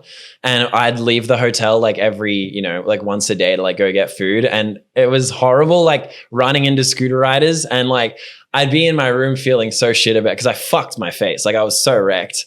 And I was like feeling bad about that. And then I go out to my room like, okay, it's not that bad. I'll heal. I'll be okay. And then I go outside and see all these scooters and they're like, oh my God, you look fucked. And I'd be like, great, I'm just going back inside now. Yeah, I'm just going to go back in. Yeah, I don't want to speak to anyone. But yeah, it sucked. It was a very big, it made me never want to have a concussion ever again. Definitely. But it was just also like all of my injuries have always been the same thing, riding home drunk. Like, before I asked you what happened, I was going to lead it up with another question and say, before you tell me what happened, was it doing something really stupid? It always is on the dumbest thing. Always on the dumbest thing. Like when I had my worst injury in Singapore in 2018, when I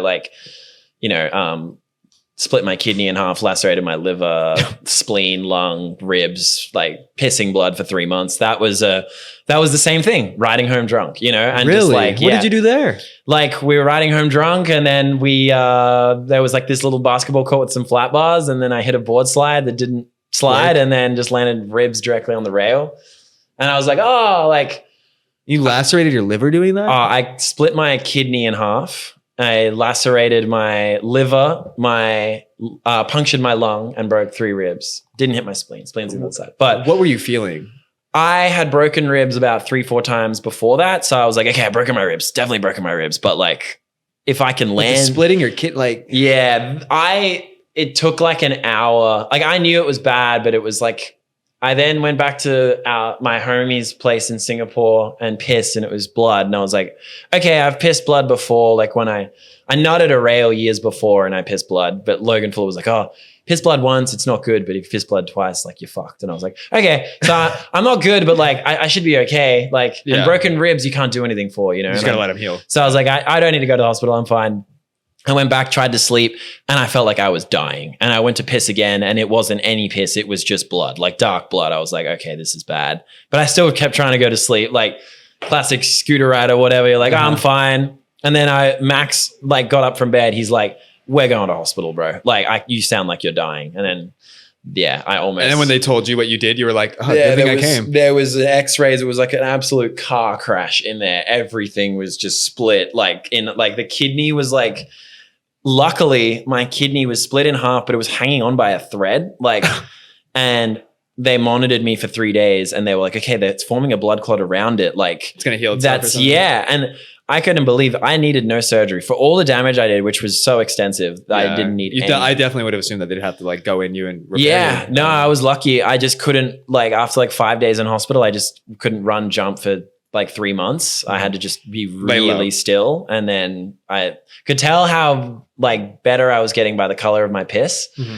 So like it was like red and then purple and then like black. It went black for like a week. Oh my God. Which was hilarious. I remember being at a bar with Will Barlow and like taking a piss and it was just the abyss. Like it was fucking hilarious. Out of anybody too. He has a Snapchat or something. But yeah, that was brutal. So like I've had those times where it's always been over something stupid, you know? Yeah. So since then I haven't drunk for 2 months. I've like taken a big break. I think you should just make sure you don't drink a scooter. Yeah. I was like, all right, from now, like I never had a problem drinking. It was always like, I've never drunk much. It's just like when I'm like, you know, partying. When you're out, when you're out with everybody. But that was my problem was scootering when I was drunk and like being overconfident and then, you know, and then something like that happening. So no more. Well, that's twice. You got to be careful. It's actually way more times than that. It's like, but like as serious as that? Yeah, because I did one of the other chin times was in Copenhagen. Me and Badger Clit, Ryan, we did this 40 stair handrail and we were terrified to do it the whole trip. We saved it for the last day. We did it at 11 a.m. in the morning. We both did it. We were like, yes. So the rest of the day we're just chilling, like, and drinking. It was an amazing day. Yeah. We're riding back to the apartment at like 11 p.m. and like we're in eye distance. Yeah, eye distance. You could see the place. You could see it. And then on the way, there's this little like park. There was a metal slide. I'm like, oh, I'll quickly air that, not realizing that playground material is before it and it's dark. Oh. So as I go to like ride up to the slide, my wheel digs into the material, like then just face planted the slide and then did my chin. So there's so many like experiences that I could have learned from that mistake that I haven't. And like this is the one where it was like, okay, you have to learn from this one. This one was bad. But I've like been pretty lucky with injuries in recent times. Like, so it was kind of overdue. I had to kind of look at it that way. I was like, it's been overdue. But it sucked because I had so many clips planned for Japan, like so many. Like I will like hoard my clips, you know, like I'll get a bunch and then I'll release them like slowly over time. Like that way I never have to like fight for an Insta clip, like, or I never have to be desperate every time I go out. Like, I don't blame you. Yeah. I can just have them. And then, you know, and Japan was supposed to be my like time to like stack and then be chilling for winter. And then, and to go there and get nothing was just like, oh. Well, I mean, you didn't get nothing, dude. You got a nice scar. You got some memories. You scarred a couple people on the internet. Yeah, exactly. And oh man, it's such a journey, but it's just, it's the game we play. It's the game we play. It is. Like, it's going to happen, and it's always going to be when you least expect it. The amount of like big things I've done that like I've gotten away with somehow, or like, not gotten hurt on. Yeah. Like I remember grinding glass and like, grinding that sheet of glass like 5 times, and it's like a 6-foot drop after. Like, I should have died. The glass should have shattered. Like, there's so many things like that I should have been really injured on that I haven't. So it's like, it just seems like the universe's way of like evening things out, That makes sense. It's karma coming back around. It's you're due. Exactly. I was overdue, but I'm keen to go back to Japan and get like redemption. So yes, definitely. No drinking this time. Yeah. 100%. No, but that's so funny. crazy experience. But well, thank you for clearing that up. I mean, I'm sure that'll be one of the pieces of this that a lot of people are probably curious on, like what happened. No, well, it's nice to know that you don't know any more than we do. So. Yeah. No, that that was freaky. I remember speaking to Will Barlow because like the concussion had like stuffed me up for a while, and like I was probably like a month and a half after, and I was like, hey man, is it normal to have like a headache all day? Like, and it'd be horrible. And he's like, yeah. Very normal. Give it like 2 more weeks. And if it keeps going, like probably see a doctor. But then Will was a bad person to talk to, because I was like, yo, have you ever broken your nose? He's like, oh yeah, broke that. My sinus. I just never got it checked on though. It's fine. I don't, he's like, I can't breathe out of this one. And like, there's always like a ringing, but like, and he's like, and if I sneeze, like the back of my eyes really hurt, but like, it's fine. I'm like, all right, maybe I'm gonna go to a doctor. I'm like, maybe not the best person to get advice. Yeah, maybe definitely. I should just talk to a doctor. Hey, dude. But yeah. All right, Juzzy, we've been talking for about 2.5 hours now. Flew by. I know, it flew by. I feel like we're gonna have to do a whole nother episode because there's still so much that we didn't even talk about. Yeah. But before we get out of here, I'm gonna pass it back to you.